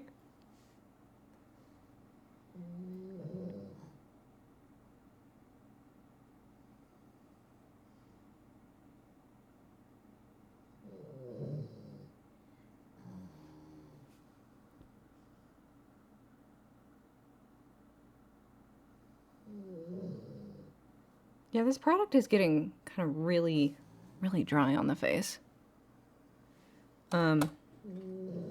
This is not the vault scene, though. I do want the vault scene.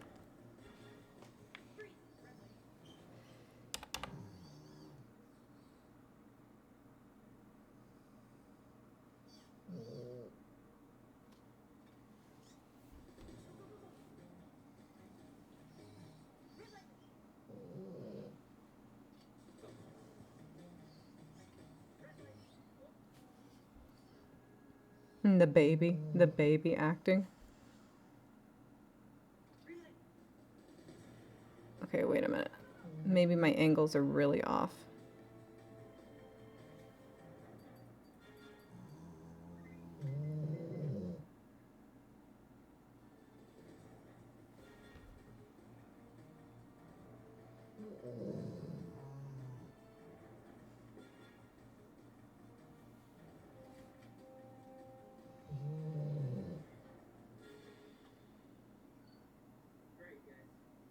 Like, you want to tell me that someone was, like, for real doing this in the Louvre? Oh, what is that?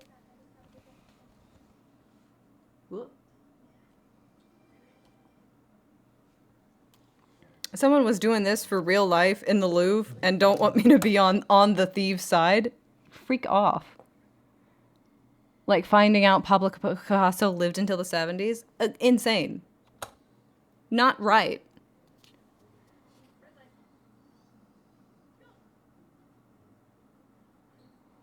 Okay.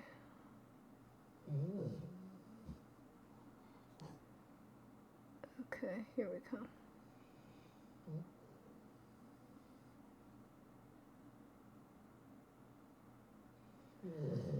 Okay, here we go. It's... Oh, wait, we're really not even. Dang it. I think I have to start over. Okay. We're starting over. But I want to do... Alright, let's get back to... You never know, perhaps.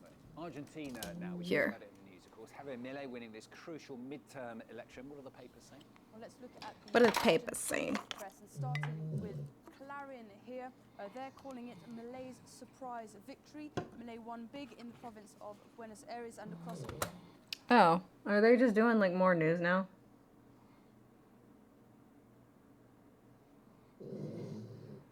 This is not what I wanted. I wanted more intrigue. I wanted more slop news. None of this, like, I don't know, polls or whatever you're looking at. Especially like European politics. You're silly, Europe. You're not a real country.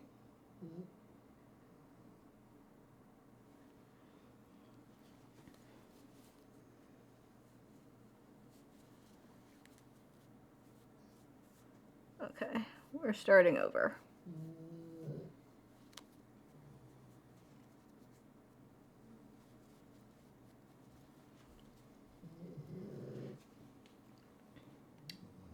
I'm losing my light, though.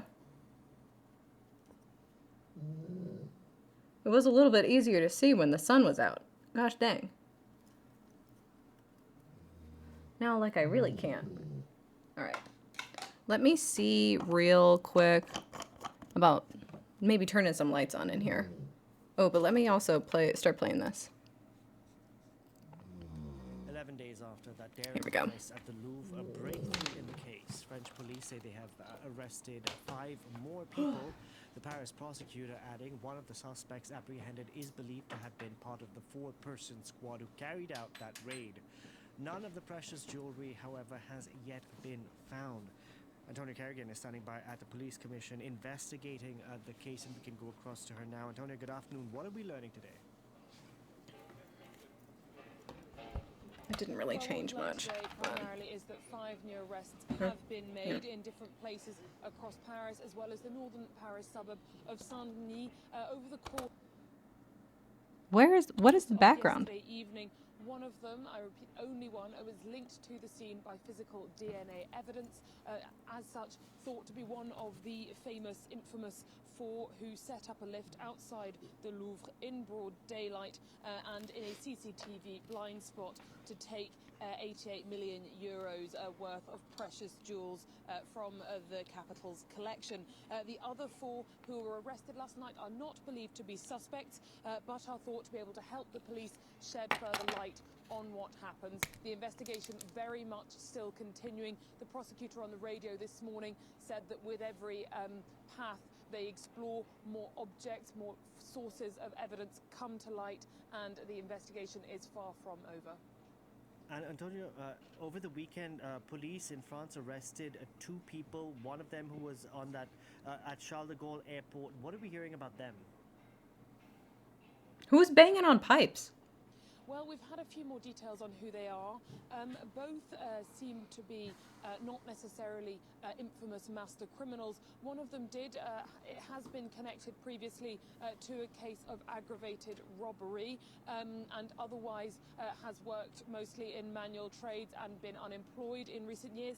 The other it's always the unemployed ones. A criminal record of road safety infractions and otherwise worked as a clandestine taxi driver. Now, they've both been charged with theft, with the aggravating factors of operating in an organized group, as well as an additional charge of criminal conspiracy. That's 15 and 10 year sentences, usually asked for both of these offences respectively. Now they're both now in detention pending trial. The prosecutor admitted as well in her radio interview this morning that this 2 waves of arrest over the weekend and then last night, that wasn't necessarily the plan, but the investigation was accelerated quite abruptly when it transpired that one of the people they had been keeping an eye on had bought a one-way ticket to Algeria, and that's the man who was, of course, arrested over the weekend at Charles de Gaulle airport. As you say, though, even with 7 people now in police custody, still no sign of all of those jewels. The prosecutor said, though, that the avenues of investigation have not been exhausted. She appeared optimistic. That's good. And that was an inside job. 2 suspects have been arrested over the Louvre crown jewel heist. They are set to be charged now with theft and criminal conspiracy. Oh, wait, I think I wanted to do this one. I think... Well, staying in France, it's a story straight out of a TV series, a spectacular daylight theft of priceless jewels at the Louvre Museum here in Paris. 2 suspects then remain in custody over that daring heist, but police have said they have until this evening to decide whether to charge them or, in fact, let them go. The French government, meanwhile, is scratching its head over what went wrong at the Louvre on the day in question.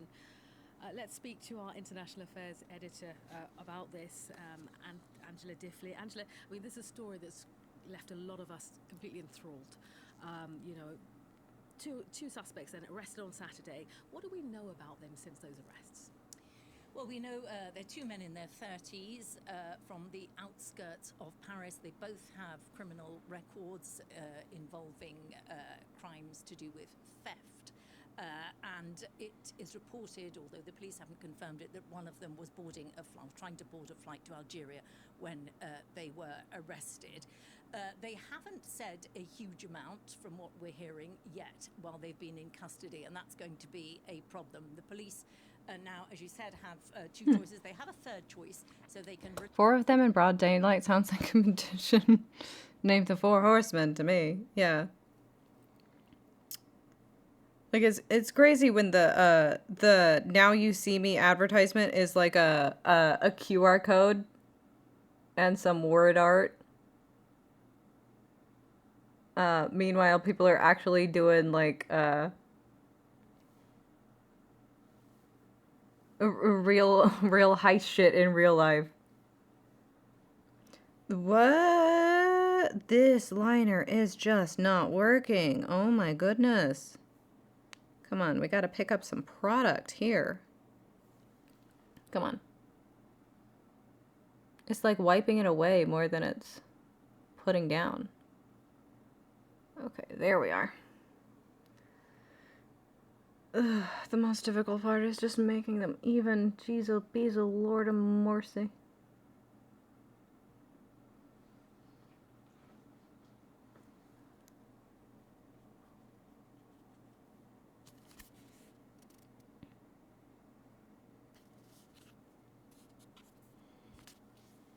Release, they can charge, or they can apply for an extension in the hope that they might talk more or say something more useful, because the key things the police want to know are they need to find the other 2 suspects. We know that there were 4, and above all, with the clock ticking, where are the jewels? Where are the jewels? That sort of historical artifact, there's no market for that, but what everyone thinks is that they will quickly melt down the gold and recut the diamonds, and thereafter those prices. I mean, there could be like some crazed billionaire, because you know they're all crazed billionaires somewhere out in the world who just wants the crown jewels to be a part of their collection, and they paid these guys to get them for them. Do I need to start all over again? Fuck. Sometimes it just doesn't happen.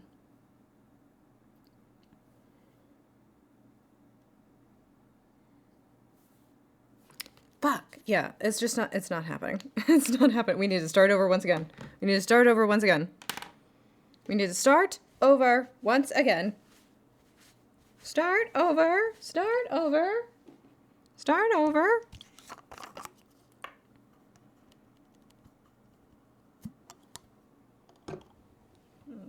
Okay. But yeah, the largest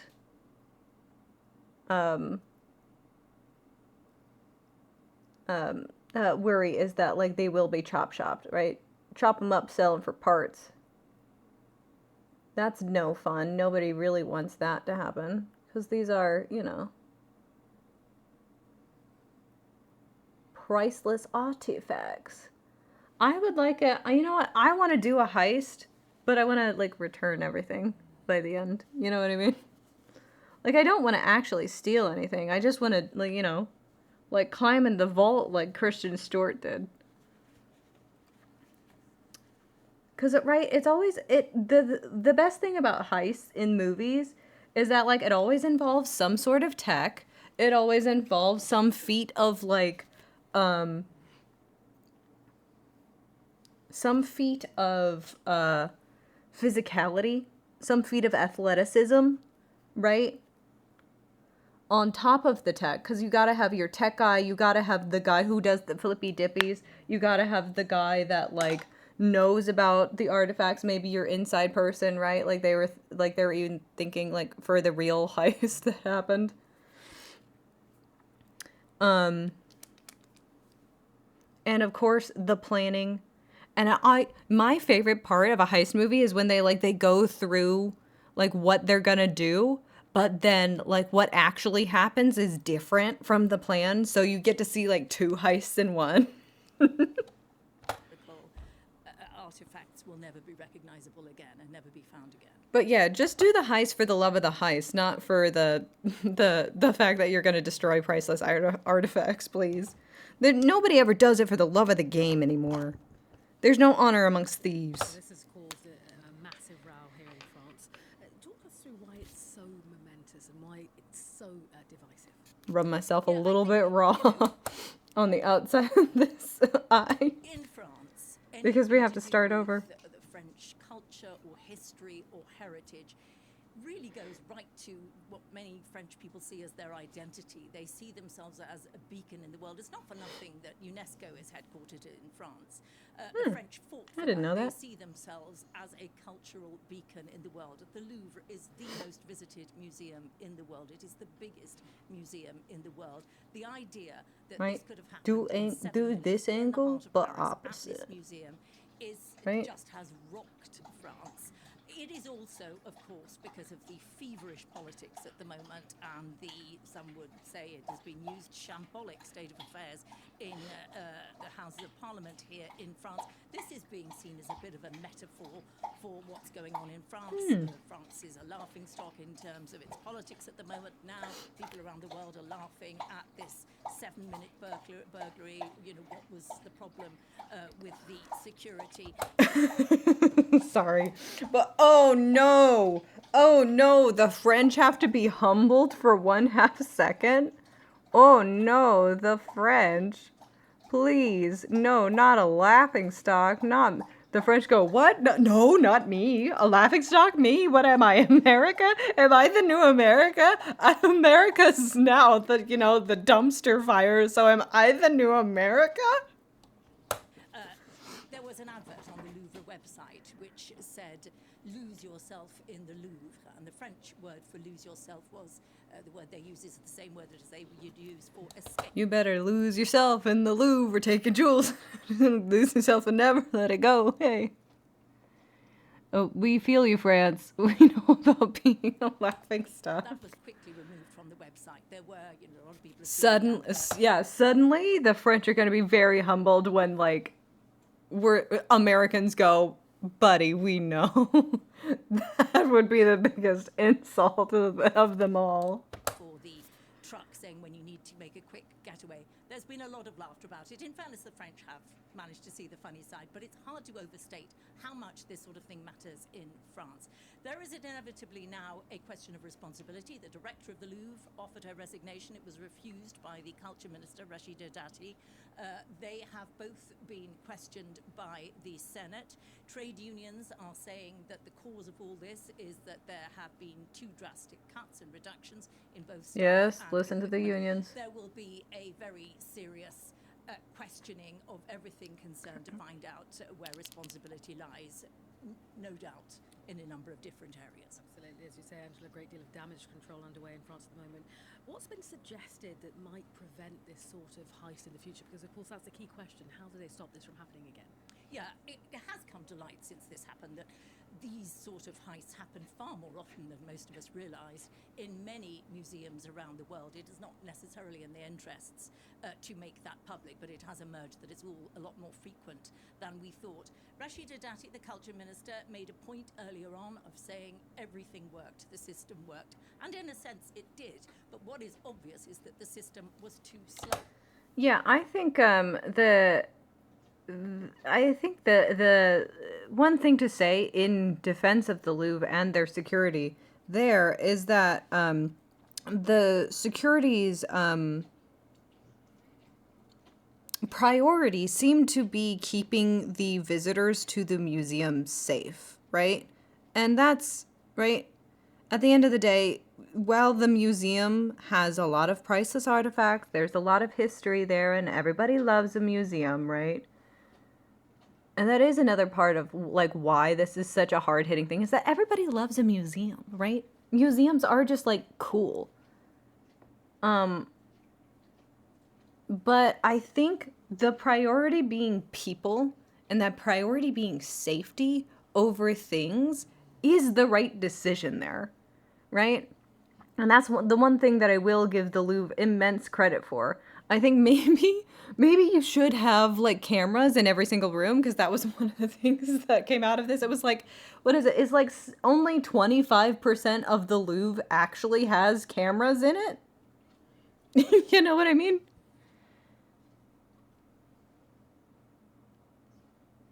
My brain just heard that the museum's director should quit because Daddy said so. Daddy said so. Yeah. British people say daddy, right? A little bit. Or do they say papa? Father. I'm having such a tough time. Such a tough time with this liner. And it's starting to hurt now to apply. Being rubbed a little bit too raw out here. And it's just, it's not going, is it because have I used like too much makeup remover and not like enough water? Is there just makeup remover on my face? And that's why it's not going on? No, I feel dry. Shouldn't be that.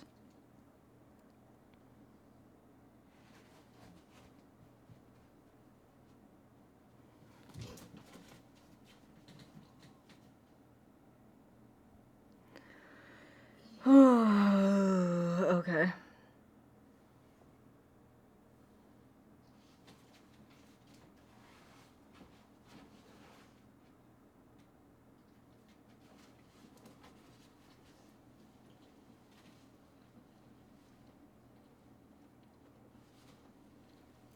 What if I quit?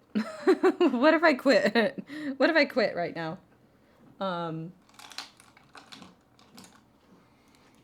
Maybe if I take a little bit of this product on this brush, I'll be able to like control it just a little bit more, and it'll just like glide on a little bit easier. Okay. See, that doesn't hurt as much.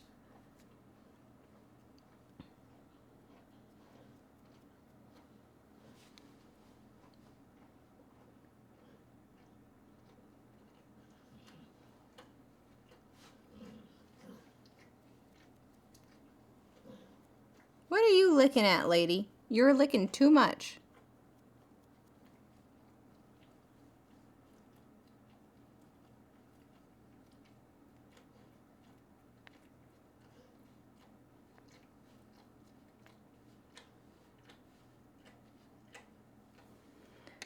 Okay. Actually, maybe things aren't sticking because I do have like too much like makeup remover residue on me. I'm gonna go just like put a little bit of water on this. Hold on. Okay. Keep watching the news. I'll be back. The police were alerted by a passing cyclist before the alarms and all the proper security precautions put in place went ahead as they were supposed to. So they're simply too long. It needs to be speeded up. At one point, the director of the Louvre said we need a police station in the Louvre. The director of Paris police said, absolutely not. Where do we stop if we're going to start doing that? But he has suggested that perhaps there should be better AI powered security precautions, not facial recognition, but object recognition, where using security and surveillance cameras around a big city, for example, you can track objects as they're being stolen. You can track scooters. That's one thing. It's also emerged that some of the security cameras were still in analog mode, so their pictures were very blurry, and it was very difficult to send or to share those pictures with other people. That has shocked a lot of people. Also, the license to operate the surveillance cameras in a number of the rooms had lapsed and had not been renewed, and very many rooms in the Louvre apparently do not have any surveillance camera. So Emmanuel Macron is very much behind an €800 million plan to massively renovate the Louvre. The last time was about 40 years ago. But security is a priority in that renovation than looking at the plans until now. It was. Was that informative? Did you like it? Hopefully it was. Gosh, I can't do it. I can't do it. I can't do it. I can't do it. I can't do this other line.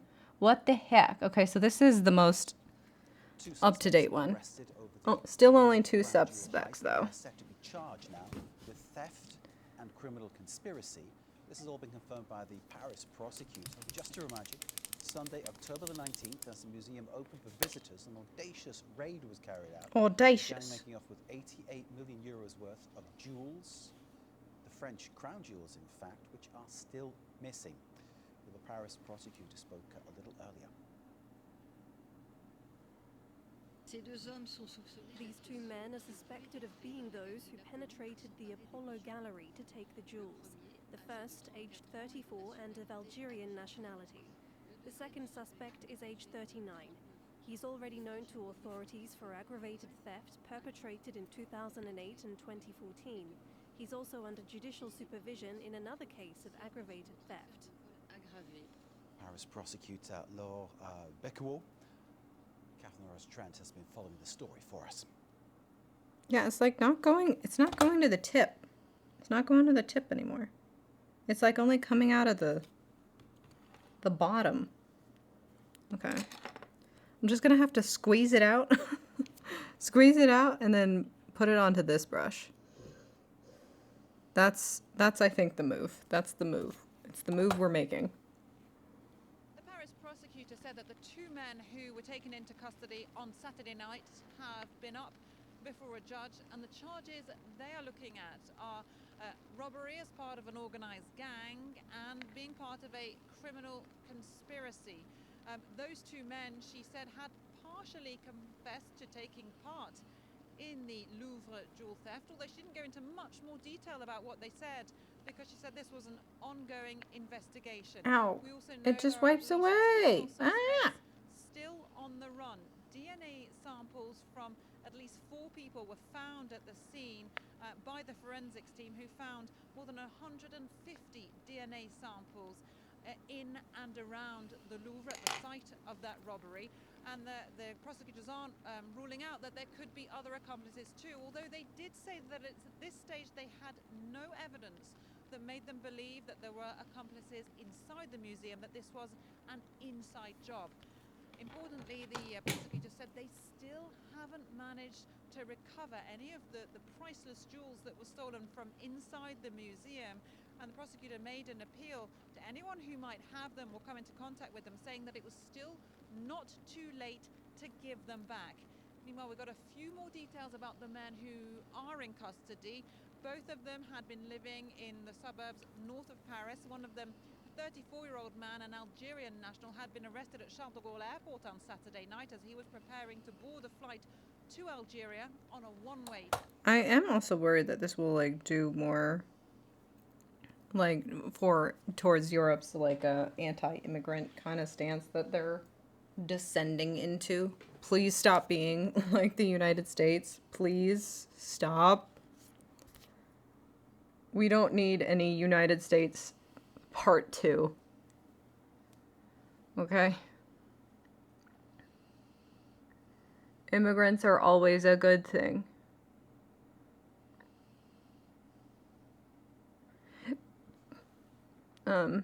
Especially like with France and Algeria, you know, the country that France historically colonized. It's not like the fact that maybe it was all of the colonization that put that man into the position that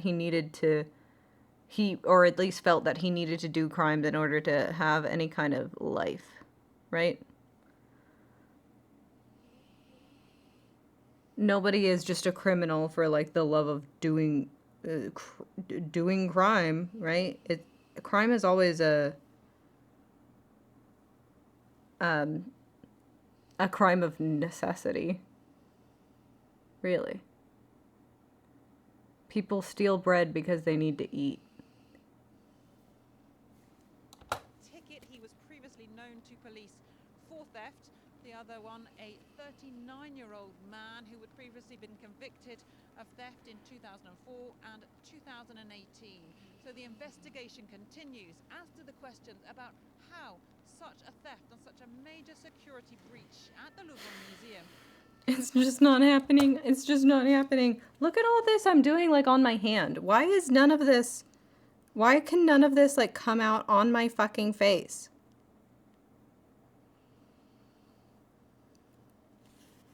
I hate it when, God, it's just so dry. This product is just like not ready to be used anymore. Please don't, why are you running out in the middle of my makeup look? Please, please just hold on for 2 more seconds, please. All I need to do is do one little liner. It's just one little liner. It's not that big of a deal. Oh, see, now they're coming. See? If all I just need to do is just, like, cry.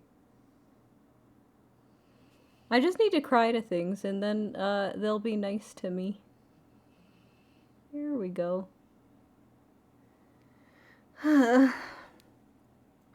There is, like, no hope of these things being equal, though. I can't fucking see, and it's all so dark now.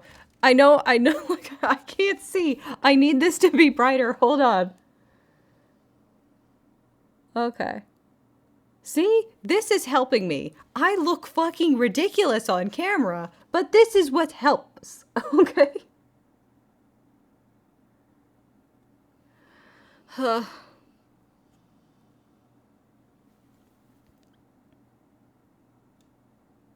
Oh, see? There's product.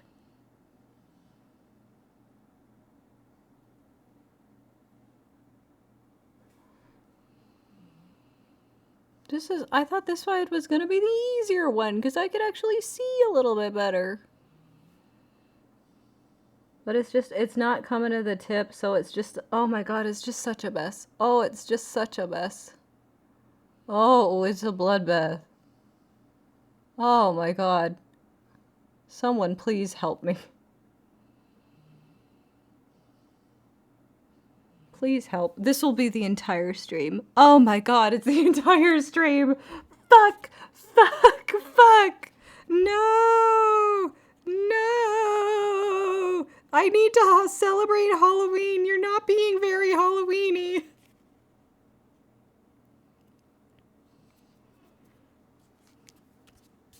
You're being so, like, mean to me right now.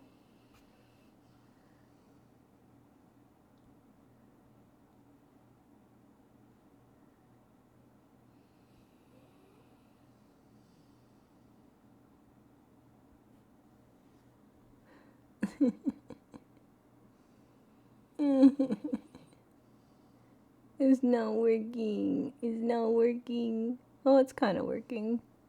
It's so thick and not at all, like, pointy and fun.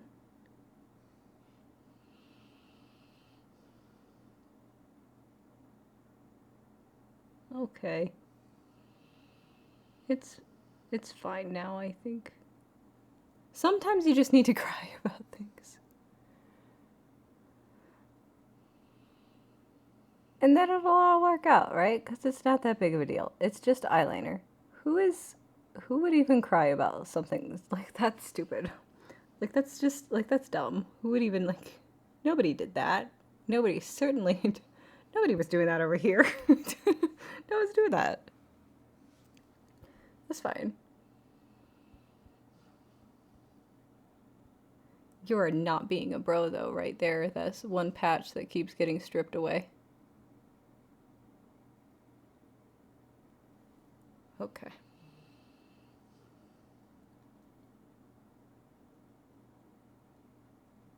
Can you all hear the way that it's like squeaking against my skin?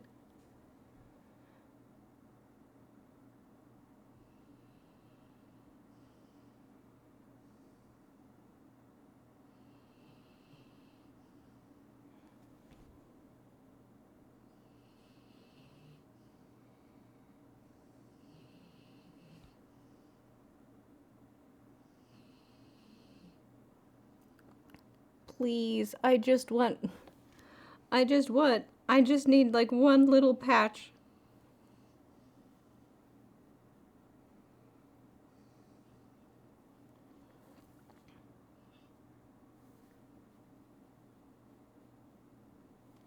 Okay.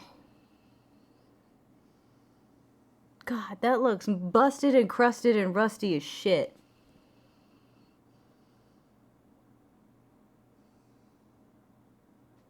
We got no thin lines. We got no tapering. We have no shape. We have no oh, girl, the texture that's on this. Ooh, girl. Ooh, girl. I actually, now that I'm at the end of this, liner, this eyeliner has kind of been very dry and kind of textury the whole time. I can admit it now that I'm at the very tail end of this liner. It's not, I just wiped another section of it away. This liner has actually, it's been my foe. It's been my foe since the moment I've gotten it. It's actually, I don't think this is a good liner. Don't get the M Cosmetics liner.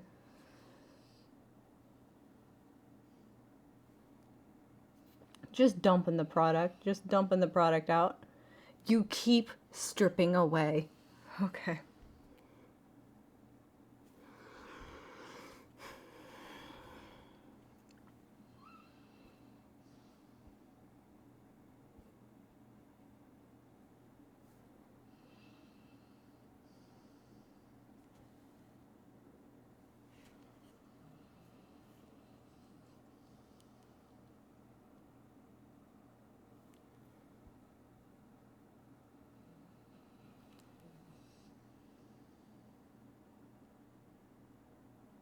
It's always kind of dried out. It's always kind of dried out, and it's always kind of given me bad texture. It's been a foe. It's been a foe the whole time. It's been my arch nemesis the whole time. The whole time! The whole time! I'm gonna clean up this one little smudge, and then we're going to just be done with this eyeliner.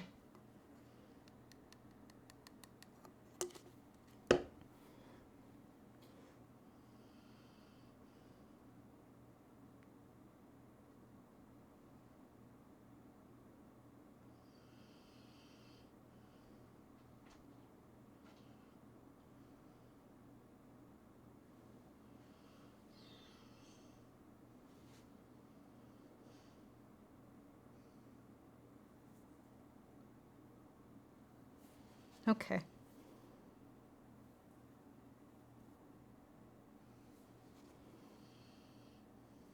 Okay. Okay.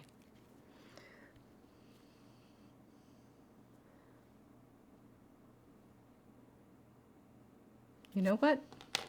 We'll do little touch-ups with, is this gonna make this? Yeah, that's gonna make that unusable. We're gonna do little touch-ups with maybe like a, there's like another little.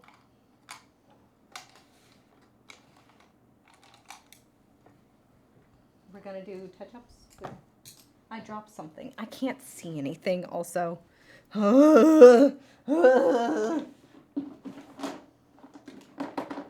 gonna do touch-ups with a pencil on an angle brush, and we're gonna call this done. Oh my god. Oh my god. Trends following the story of the theft of the French crown jewels from the Louvre. 2 men set to be charged with theft and conspiracy. The hunt, of course, for the jewels and the rest of the gang continues. The intrigue, the tragedy, mama, the tragedy. Both of this eyeliner and of the jewels being stolen. My God, Jesus Christ. I know you can't see anything.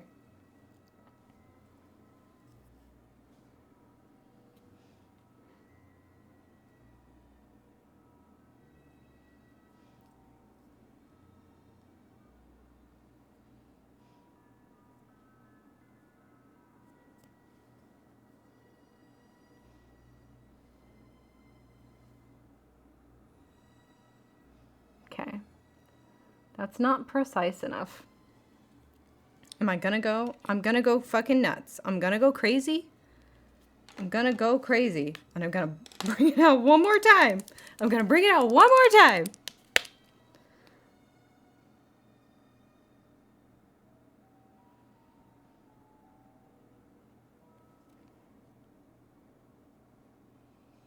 Okay, dumpy.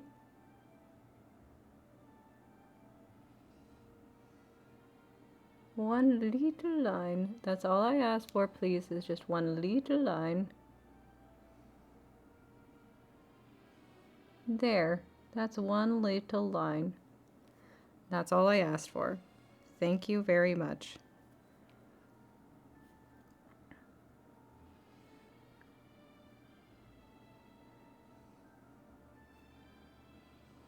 You know what? That's fine. That little smudge that you did on my bottom line, that's fine. That's fine.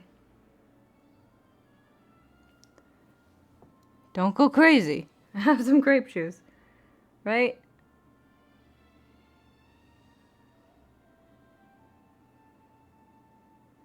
Okay. I've had my grape juice. I'm not insane. I'm not insane.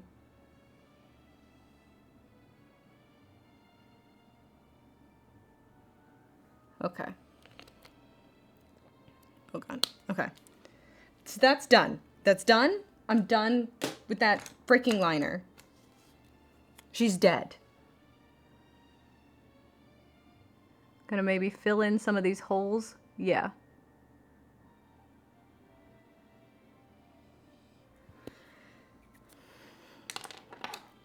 Okay. That's what she looks like. There she is.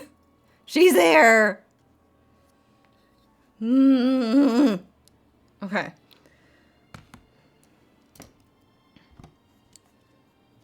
And I'm going to be very careful with this oil. And maybe take some of this off of the back of my hand. Thank you. We're going to add some... We're going to add some red sparkly something to this too. My stream time is like almost over.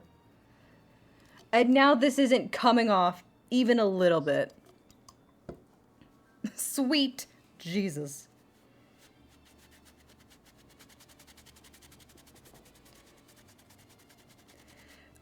There is nothing right there, like, it's two things. When your car starts to go, and when your eyeliner starts to go, it's time to give it up, mother. It's time to let it go. There's no saving it. You can't save it. And of course, it always runs out in between eyes. Well, okay, now I'm hot. Okay, we need to add a little bit of red to this though. Let's add a little bit of red. Let's take a look-see. What do we have that's red? I want like something nice and sparkly. One of the girls that I watched just had like a, they had like a Melt Cosmetics.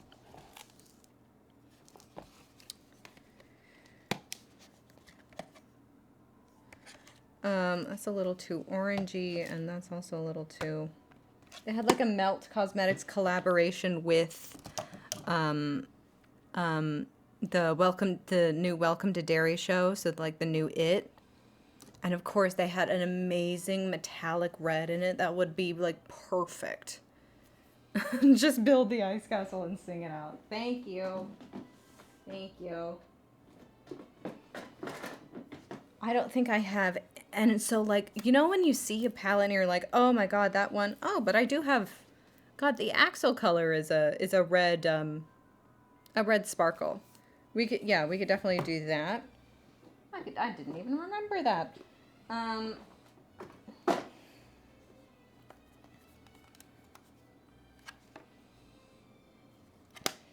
But sometimes, you know, sometimes you see somebody else use a palette and like you see just like one color that you want to use and you think so much about that.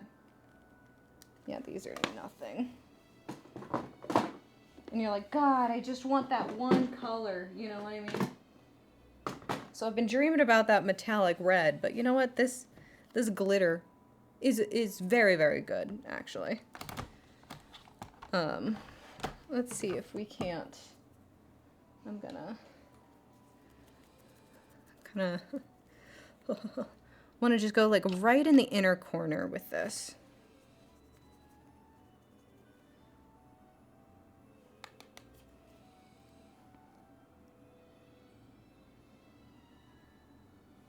right? Like a pop of red right in there. Actually, this is so good. Oh. It's so much just glitter. I think it needs something under it. You know what I mean?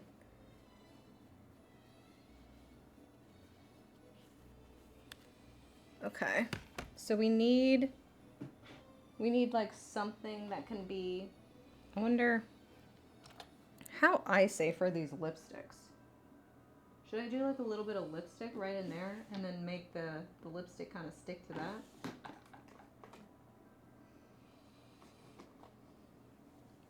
Let me actually look that up.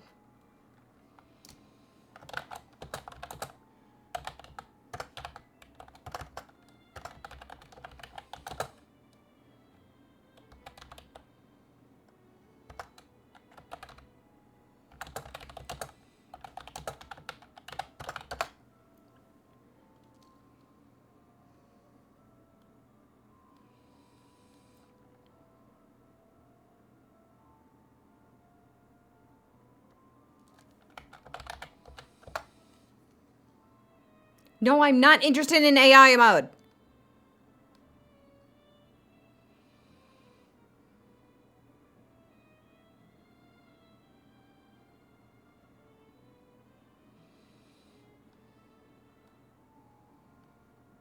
Okay, no, it's not safe. Okay, so I'm not gonna do lipstick. I'm not gonna do lipstick on that. Not gonna do that.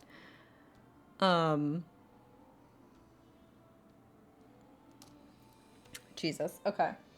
What can we use as even kind of a base here? Like, look at this. Right, look, like a metallic red like that. Wouldn't that be perfect? Just right to pop on the inner corner for that. What I want to do. That's what I want to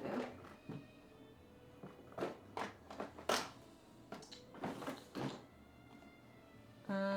Was this the only other kind of close color? These are both pretty orangey though. Right? That one. Maybe I should, yeah. If I put that on first, the glitter should make it pop so much more. So yeah. Or should I go for like a shimmer? Like this pinky kind of shimmer? Actually, you know what? That's what I should do. I should just dip my finger in them all. And test them on the back of your hand. Okay, so that's the pinky shimmer.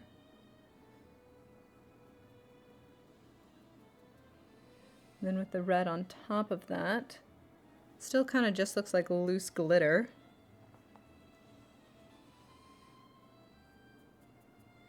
There's the actual red matte.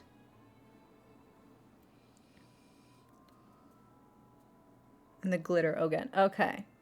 Okay, actually that looks really great with the red under it. That is actually like perfect. That's the move. That's the move.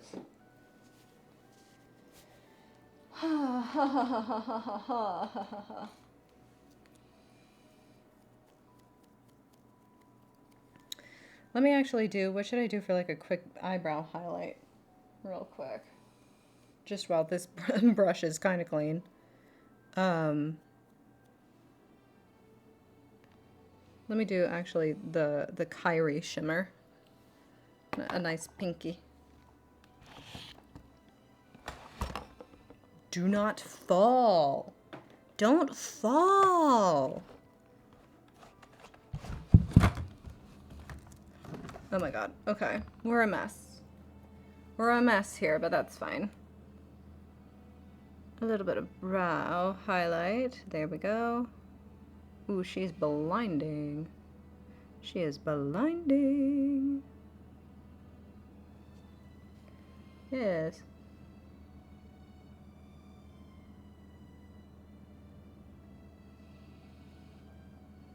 And if this just adds a little bit to the shimmer, that'll be fine. That'll be fine. Okay. Now we're coming into this shade, and we're gonna just pack that into the inner corner here.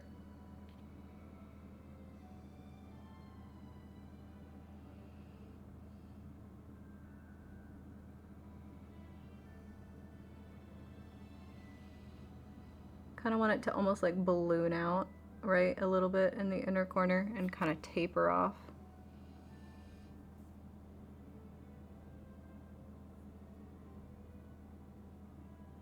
Right, so it is kind of like that it balloon. That's kind of what I'm going for. Right, a little bit of a balloon right there.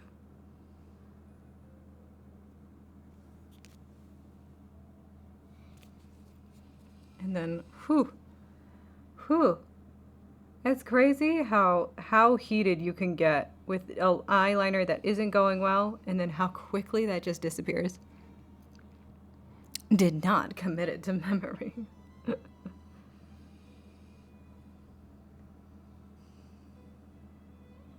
This is actually a really nice red. It's coming out a little bit. It's coming out much more red than it is in the pan. It looks much more orange in the pan. Ah! Oh no. We've smudged the red everywhere. It's a bloodbath. It's even more a bloodbath than it was a second ago. Oh.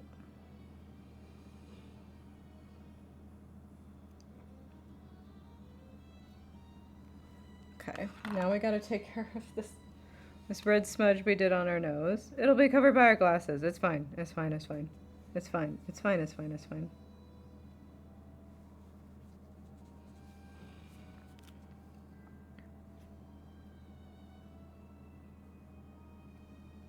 It's not that noticeable, is it?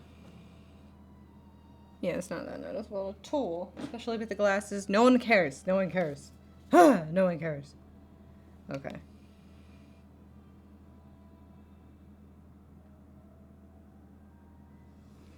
Actually, I should just do finger for this. Because I do want it to kind of be packed on.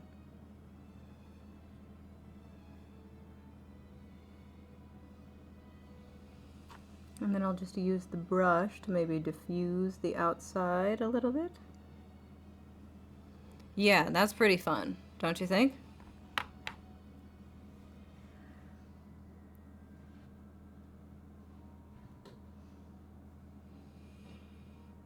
And we're just packing that glitter on, right? Just so they can get into my eye. You know what I mean?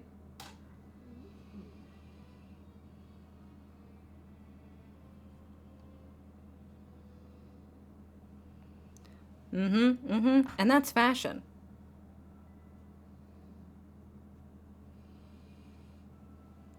Ooh, she's sparkling. Ooh, you better get it memorized. Ooh, fuck. Ooh, she's fashion. She's fashion. Ooh, she's in my eye. Oh my god. Okay. That's as deep as we can go.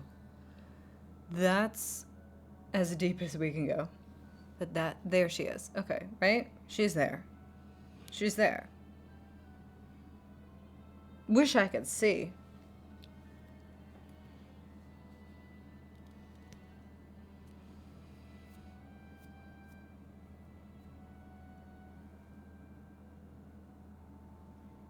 God. I thought I could do like Batwing eyeliner like so good. Maybe I am kind of pretty proud of that one. I'll just need to turn this way though, so you can't really see the other one. Okay, we need to maybe just, yeah. Even though I'm just gonna take this right off, you know? We're done. This is about as much as we could do. Okay. I never did end up, do I have maybe a blue liner? All I have are these ancient Wet n Wild ones. And none of the blues are like a nice deep blue.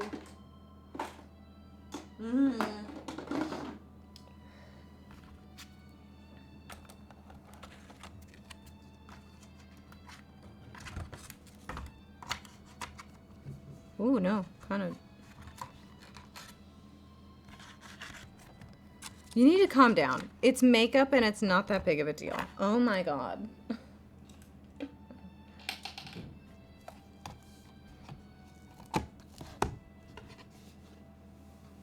Okay. I think I need to pee. I think I need to pee. After such a very eventful. I still need, I've lost my pencil liner though. And I need that. I need it for just like one more thing. Please, just one more thing.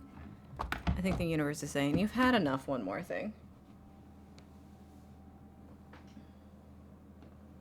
You had? Yeah. Here it is. I'm just gonna do this real quick. She never ends. She never stops. She'll keep going.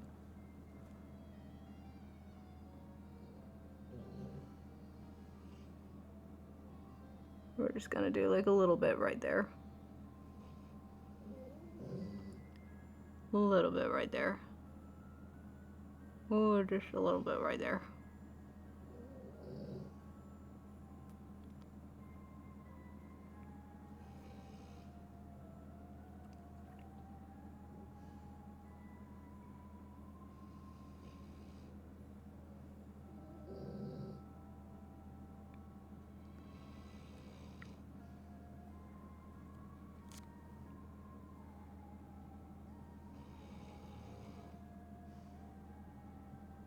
Everything's fine.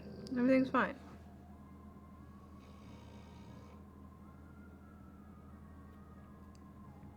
Okay. That's it. That's it. That's it. That's the look. I'm not even gonna do lips. I'm not even gonna do lips. I'm gonna, you know what? I'm gonna do like a, just to give a little bit of a,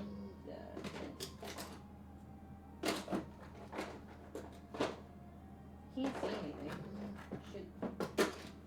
Hold on. But I do need to pee. And then once I pee, it'll be like I'm a new person coming back. Okay? I'm just gonna get like one of my moisturizing things real quick.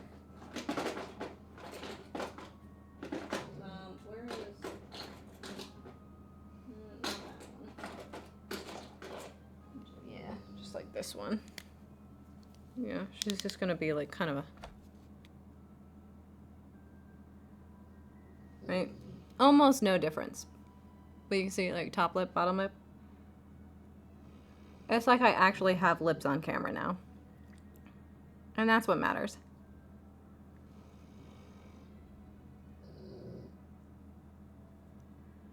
Okay. So there she is. I'm gonna go pee, and I'm gonna be a new person after that. Okay? Here we go. Here we go. Thank you for the GGs. Thank you. Thank you, thank you, thank you, thank you.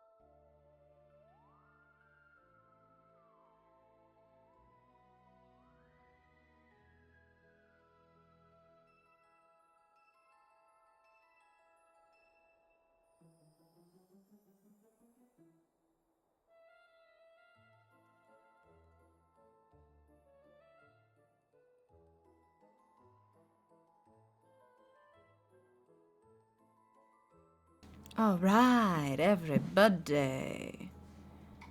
Oh, hello. We are back. On a scale of 1 to practical magic, where does Hocus Pocus rank for you? Ooh, very close. Very close. Right?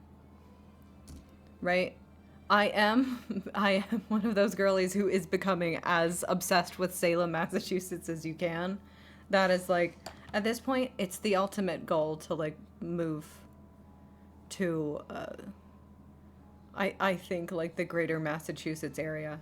It's a horrible market to get into. Oh my God, so extremely expensive, but like I feel so called to it.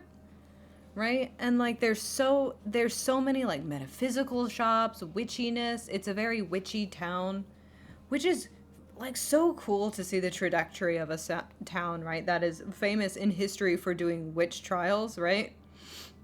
And as the saying goes, they didn't burn witches, or they didn't burn any witches in the United States. They only did that in Europe. We hung them here because all of our witches are hung. And to see the trajectory of like executing, they didn't burn witches, they burned women, right? To see that come about from such an intense misogynistic hysteria to just 100% embracing witchness, that's just like, that's so cool. Hi Lance, how's it going? I have had just about 3 mental breakdowns trying to put on the liner for the night. And that was most of the stream.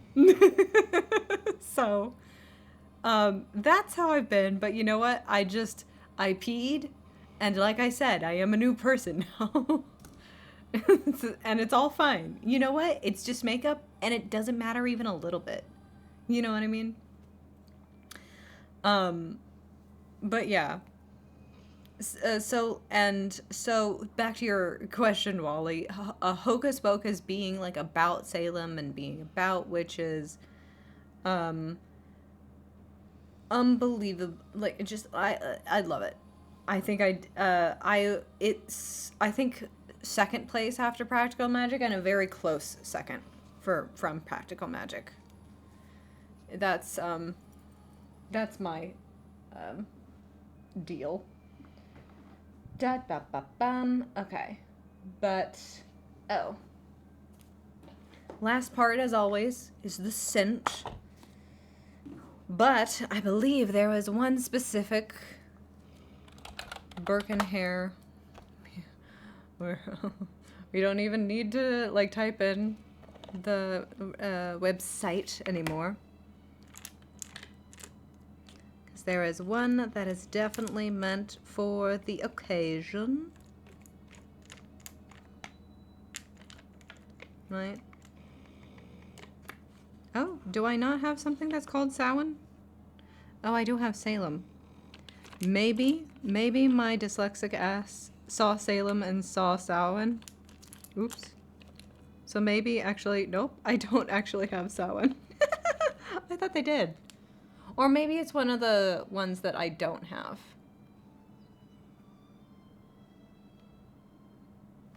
Right? Do they have How do you spell Samhain? Huh? Sa?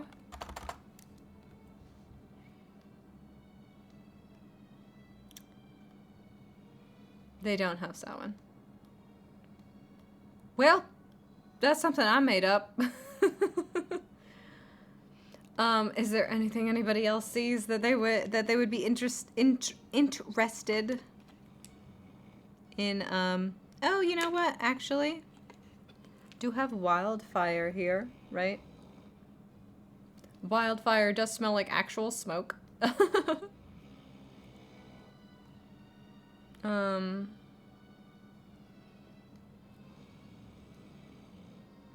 Wood smoke.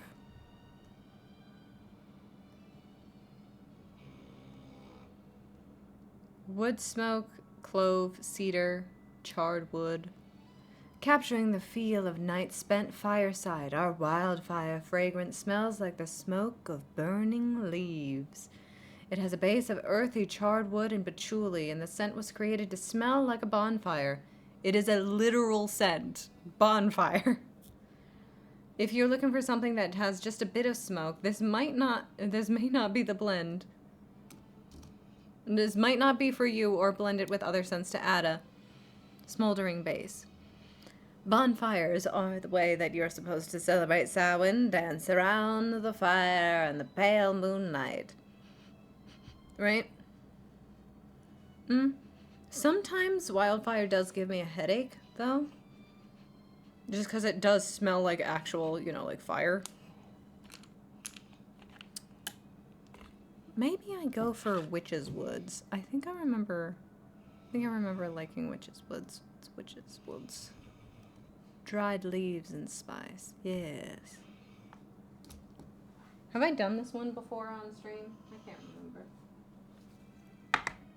Was there another woods somewhere? Oh, the Halloween wolf moon. Hold on, maybe that's more Halloween-y. Do they still have? Uh-oh. What is this pumpkin carving? Pumpkin and apple? Oh, that sounds like maybe that's amazing. Graham and spice. Pumpkin. Black pepper and anise. The wolf moon. What is it? I think it's the hunter moon. That's the...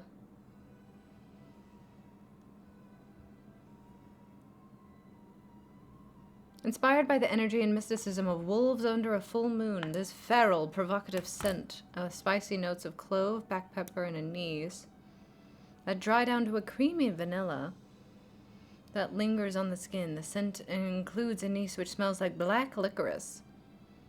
Beware those who do not like this dark candy. I do like the wolf moon. Oh, Wally, what was the wolf song that you were talking about yesterday that we didn't get to? I think I'm gonna do wolf moon. It really does kind of smell like Oh, half the profit of the sales of Wolf Moon and Howling Woods are donated to local animal shelters. That's so fun. Mystery. They put mystery as a scent. Black pepper, clove, forest dirt, and alluring vanilla musk. Yes. Killer Instinct Lichen should find it. Let me try to describe this. Yeah. Oh, the black licorice really comes out once it's on.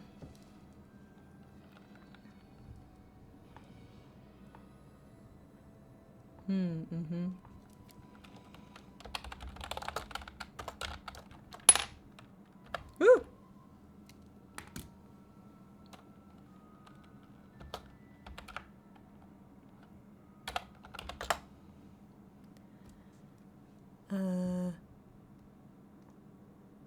Is it the character profile? Or maybe I should search into YouTube.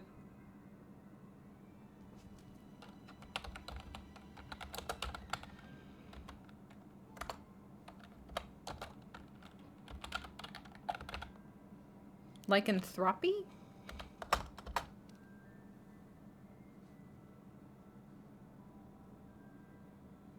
Oh, a 10-minute song. This one, yeah?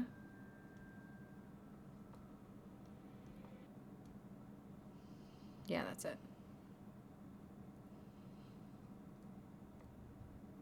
Oh, an intro. It has a bit of an intro.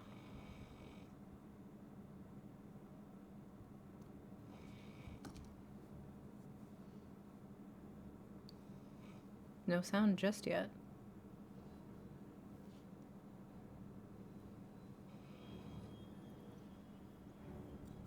We're howling like the wolves at night.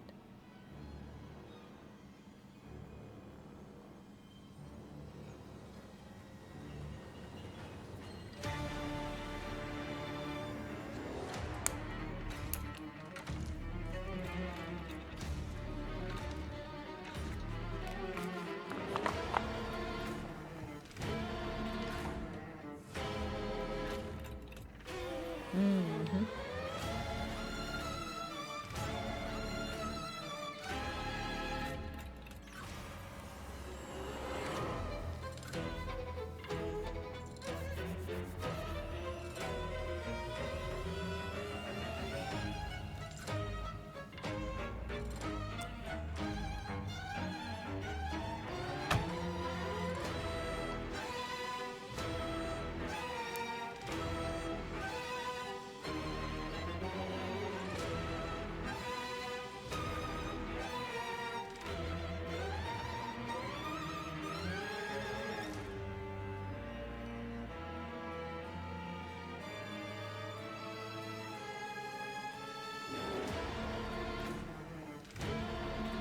Yes.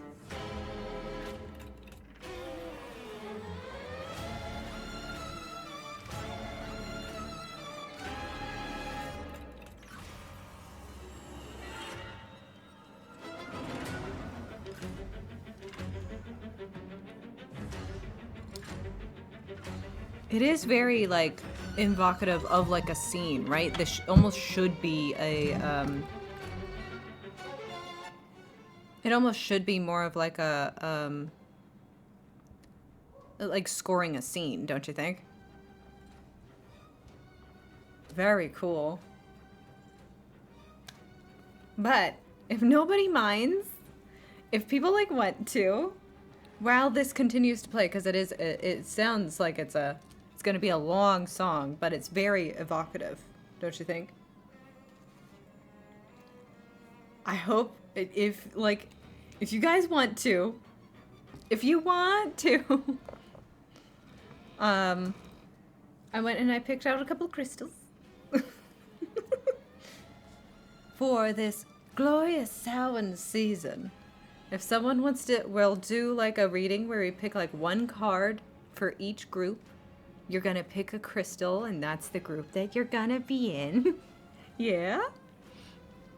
And then we'll draw a card for each group, and that will be how your Halloween will go. Yes? Sound fun? Alright. So first one is this amethyst. See here? Ooh. You see, she's been tumbled, so she's very smooth. Amethyst is a very deep, this is a very deep purple. I don't know if I'll be able to show it off very, very well. Right? You can see the purple kind of coming through. See the couple of little bands here.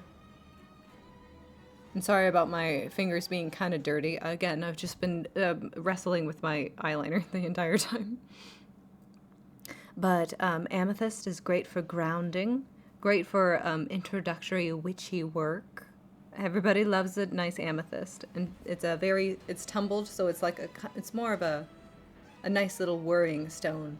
If you feel called to the amethyst group, number 1. Group number 2, the moonstone. A moonstone has a lot of very reflective white parts. Let me see. I don't know if I'll be able to pick it up very well in this camera's quality and in this lighting, but the white parts have quite a bit of like holographic reflecting in it.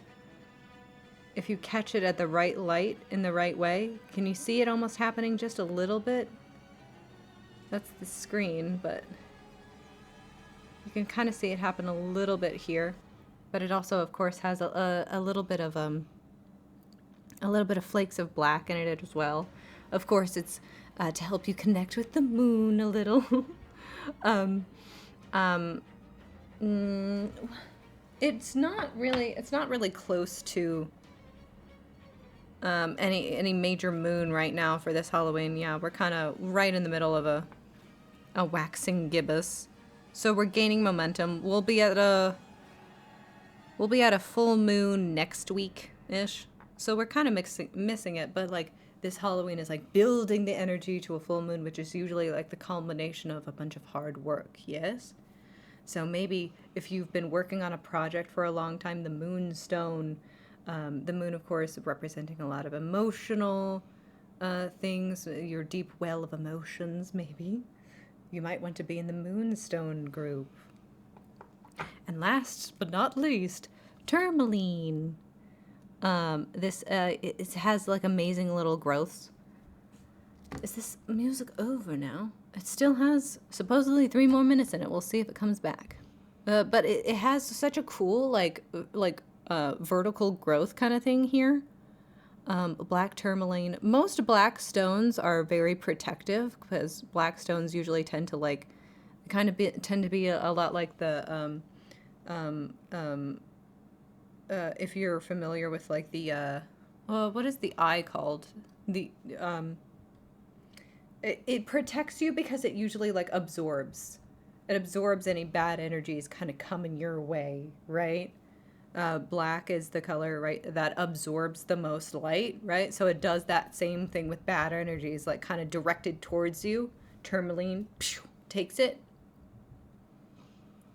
and then it just like it filters it all out for you, so that it takes the brunt of any bad will towards you. Yeah, it's a pause and then it returns to the character's classic theme. The game was a sequel. Cool. Oh, here comes the music a little bit more. So this is a very and of course the little like shafty like growths on these. I think it's formed in a very cool way. It almost looks like a stacked wheat or like a hair almost cut kind of nicely at an angle here. A little jagged, but you know, sometimes that's how your hair ends up getting cut. You know what I mean? So if you want to be in the tourmaline group, ooh, the tourmaline. So your options again are the amethyst, the moonstone, moon, emotional stability, yada yada yada, and tourmaline for protection.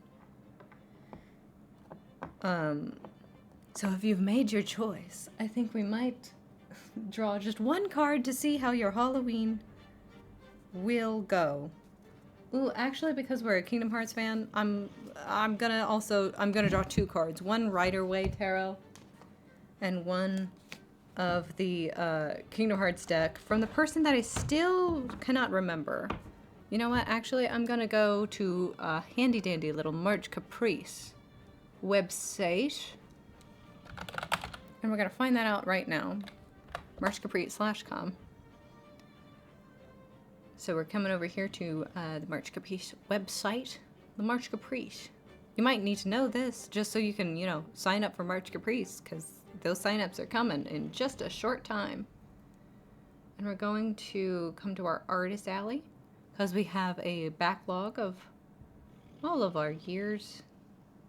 Ooh, okay, no, wait. We don't go to our Artist Alley. First, we go to the partners page. Okay, wait a minute. Hold on. Don't look at this. I'm actually quite dumb. I don't know March Caprice enough. Give me the Moonstone. You are in the Moonstone group, Wally. You are in the Moonstone group. Okay. What is?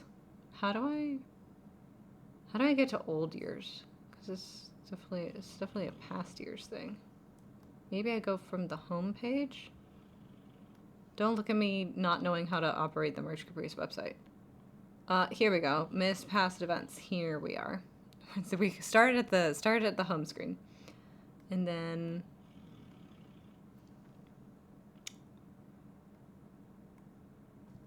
wait a minute. Wait a minute.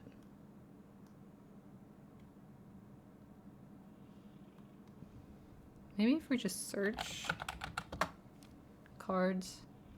Okay. Actually, you know what? Never mind. Don't look at any of that. I don't know March Caprice. I don't know her. Never seen her. Actually. That's okay. I will eventually find out who did this Kingdom Hearts card edition. And we'll get 2 cards from that, right? So each group will get 2 cards, and that will be what their Halloween is like. Again, your options are the amethyst, grounding, which means like you're very like into reality in the current moment, right? The moonstone, which means you want to have a connection to the moon, meaning having a connection to emotions. and tourmaline, which is all about protection. So if you need a little bit protection in this time, those are your groups. You can sound off in the comments. You don't have to. You know what? You don't have to do either of those. A little bit of card shuffling ASMR. A little bit of card shuffling ASMR.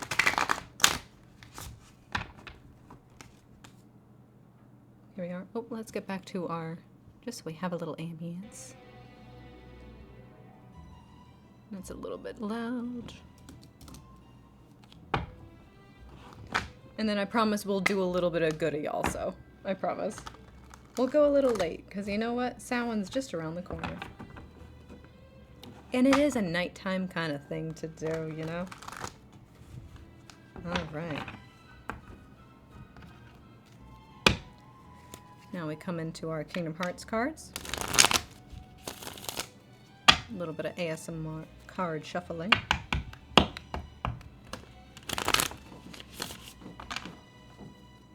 There we are. Now, please, for group number 1, hope you all have made your decisions. For group number 1, the Amethyst crew, can I get a message, 1 card, please, about what their Halloween is gonna be like for the Amethyst group? Here we are.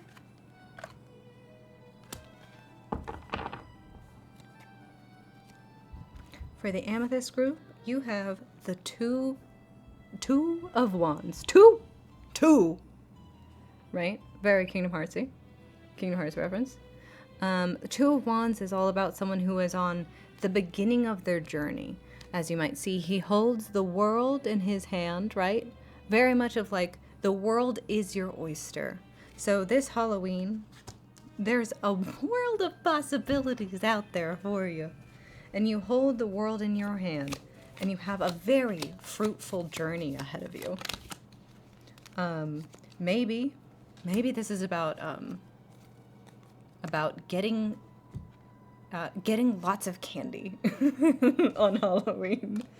And then the 4 of clubs, so a little bit of vexen. So maybe this is also warning you, maybe it'll be a little bit chilly on Halloween for you. Don't dress too slutty, or you might be a little bit frustrated with the fact that like you want to have this like hot Halloween costume, and like the chill just like will not let you be hot. You have to wear your coat on top of everything, and that it's not letting the hot girls be hot this Halloween. Goddamn climate change, right? Something about like the earth here and climate change.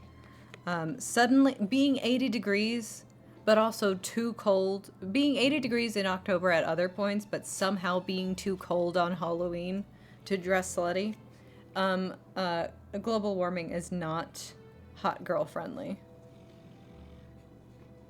Your Halloween will be, like we were saying, Samhain.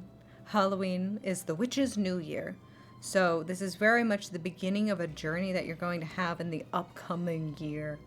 Of many possibilities, and I hope you pursue those possibilities that come up for you. Again, like amethyst being very much the grounding one, the one that the stone that you kind of want to have when you're living in reality, right? You have so many possibilities in front of you, but you might want to pursue the ones that seem a little bit more realistic, right? Starting in this new year, new you, during the witch's new year, right? Even if we do have to be a little bit frustrated with how chilly it might be, right? Also being you might need to be a little bit more cold and analytical, right? Kind of like Vexen/Evan is with his science, right? And with the grounding aspect of Amethyst, you might need to be just a little bit more, listen to your head more than your heart on Halloween and in this next coming period. Yes? That is the Amethyst group. Stay warm on Halloween. All right? Next group, the Moonstone group. Can we get a little message for the Moonstone group about what their Halloween is going to be like? Beautiful! The Ten of Cups. It'll be so emotionally fulfilling. Maybe, be careful about getting too drunk, right? Be careful about getting too drunk on Halloween. Getting a little too charged, right? There's 10 cups. Maybe we limit ourselves to only about 3 or 4 drinks, right? Don't go all the way to 10. But it will be a very, very happy, Halloween. You'll be surrounded by a bunch of people who are in a very festive mood. And it will be a very happy time for you. Hopefully you're staying safe at all your parties. But can we get another little message for the Moonstone group? Right? The moon is kind of smiling down upon you in this time. Building, as we said, it's building towards the full moon. That'll happen in about a week, but we're still pretty much halfway full by the time Halloween happens tomorrow. So you're building this life of... You got Sora! Oh my god, it'll just be... Oh, it'll be the happiest Halloween possible. Oh my goodness. Look at him. Yeah. Kingdom Hearts, of course, you know, being the moon-shaped entity. Oh, it looks kind of like a heart the way I'm holding it, too. That's cute. See, it's the Moonstone. And Kingdom Hearts... And Sora is, like, Kingdom Hearts is chosen, right? So I think you're very much like the universe is chosen tomorrow during Halloween. You will have just the best time ever. Oh my god. So happy and so fun. Yeah, there's not much else to say other than just like, it'll be lit. Happy Halloween. Happy Halloween, Moonstone group. Amazing. Okay. Sorry that was so short, but you know what? You're very to the point. It'll just be like a bang-up time. But so for our Tourmaline group, those who need a little bit of protection on this All Hallows Eve, when the veil is thinner, hopefully no dark spirits come between you and your happiness when this veil is so thin. And that's exactly what I'm seeing because you got the Star card. The Star is one of the most beautiful cards in the entire deck. You might even just want to, like, during Halloween, you might even want to just, like, go out and, like, look at the stars. You could just have a beautiful little moment out there with the night sky and all those twinkling little things looking down on you. I think they really like you, actually, the stars. Tourmaline group. With a little bit of this water here that she has, it's also a kind of a bit about like the emotion here. It's another card of like balance, right? She has 1 foot in the water, 1 foot on earth. The emotional state and like the kind of letting your imagination run wild. While still being, still having 1 foot in the earth, 1 foot about being grounded, about, like, what are the possibilities here, right? What are the realistic possibilities? Maybe you might want to look to, right, the Amethyst about being grounded with reality. We might have a couple little peaks of reality coming through here. Moonshine down. The 7 of Diamonds, Cyax coming out here, and his energy of, like, his guiding principle has been, the star, right? A lot of people have associated Subject X with stars, right? So it's Cyax is the moon, Axel is the sun, Subject X is the star. So very much like the Subject is like Cyax's guiding star. The Star card kind of gives you a little bit more of this guiding principle here. What is this guiding principle? I need just a little bit more tourmaline group about what this guiding principle, this guiding light, your North Star. What is that? And in Kingdom Hearts terms, if you don't mind, I'm still shuffling the Kingdom Hearts deck. So us Kingdom Hearts kids can actually like understand what exactly it is.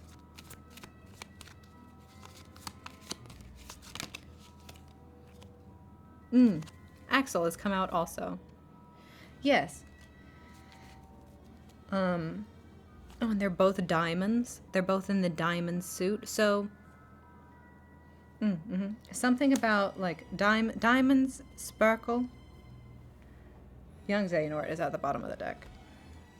You need to spend a little bit of time with a group of friends that maybe you've been separated from for a very long time. Hopefully you are reuniting with them for Halloween, and you're having just a nice time with old friends. Yes? Ones that maybe you've been meaning to get around to seeing for a long, long time. I know it's like the day before or so. You should probably have your Halloween plans set already, but you know, if you don't have any plans set yet, hit up some friends that you haven't spoken to in a while and see if they want to go do something. I think maybe actually they might want to spend some time with you. Also, I think this will be maybe even reconnecting, you might say. Exactly. And I think with the diamonds, the way that diamonds and stars both sparkle in the night sky, both have a sparkle, right? Right, because diamonds don't sparkle in the night. Stars do. Maybe this Halloween you'll have this time with your friends before the sun goes down tomorrow. And then you will probably say your goodbyes, saying, oh, it was so great to catch up for a couple of hours during the day. But then your Halloween will be a little bit more lonesome, and it will just be you with the stars. And, you know, maybe that is your kind of protection, right? Maybe you're one of those people whose socials battery gets drained very, very quickly. So, like, you'll have your nice time with your friends and you'll love reconnecting with them. But at the end of the day, you do need just a little bit more time with yourself and the stars. And that's how, like, the protection is going to happen a little bit more, right? We're protecting our social battery that we still do need at the end of the day, even on a special occasion like Halloween, right? So that's the tourmaline group. I hope that was fun, because it was ecstatic for me. Oh.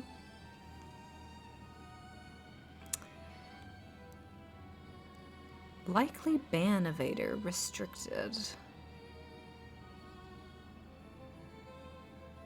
Yeah.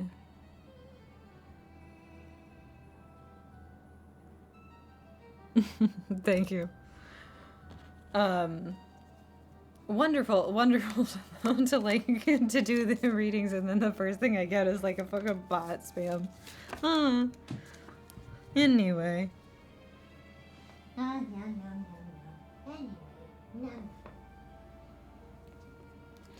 Oh, what is this? What are these that came out? Nothing? Okay. Hey, but did you see Kelly's video? You'll have to go back and check the VOD lands, because we did. I was a little bit disappointed in your costume. In your costume choice. I believe maybe we should have committed a little bit to the bit instead of just wearing KH merchandise. I kind of made fun of you just a little bit. I said, ask a KH fan to do a costume and they'll pull out their KH merch every single time. I hope you don't mind me making fun of you about that. Oh, it was Kelly's merch. That makes sense then, for sure. Yeah, because like if you ever asked me to do a collab, I would put on my Locked On shirt. And I would bust out these guns, you know what I mean? So I guess I can't. I guess you can't. Well, then I should have known that it was Kelly's merch. And actually, that's me being a big dumb idiot. Actually.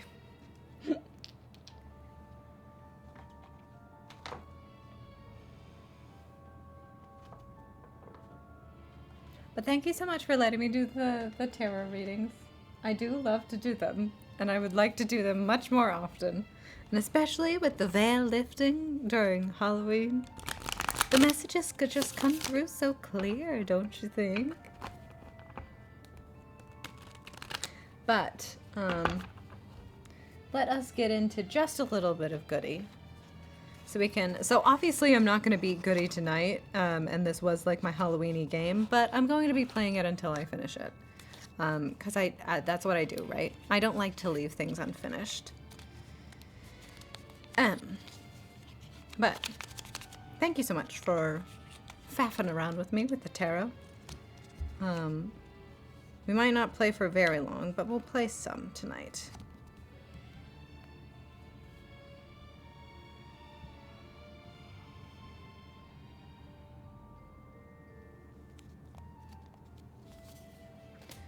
Give me 1 second, though.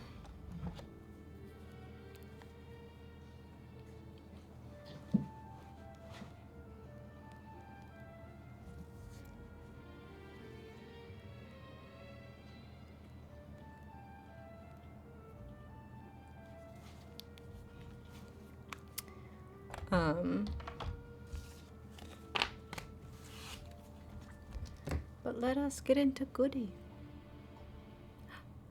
Oh, and the music ended just then. Isn't that perfect?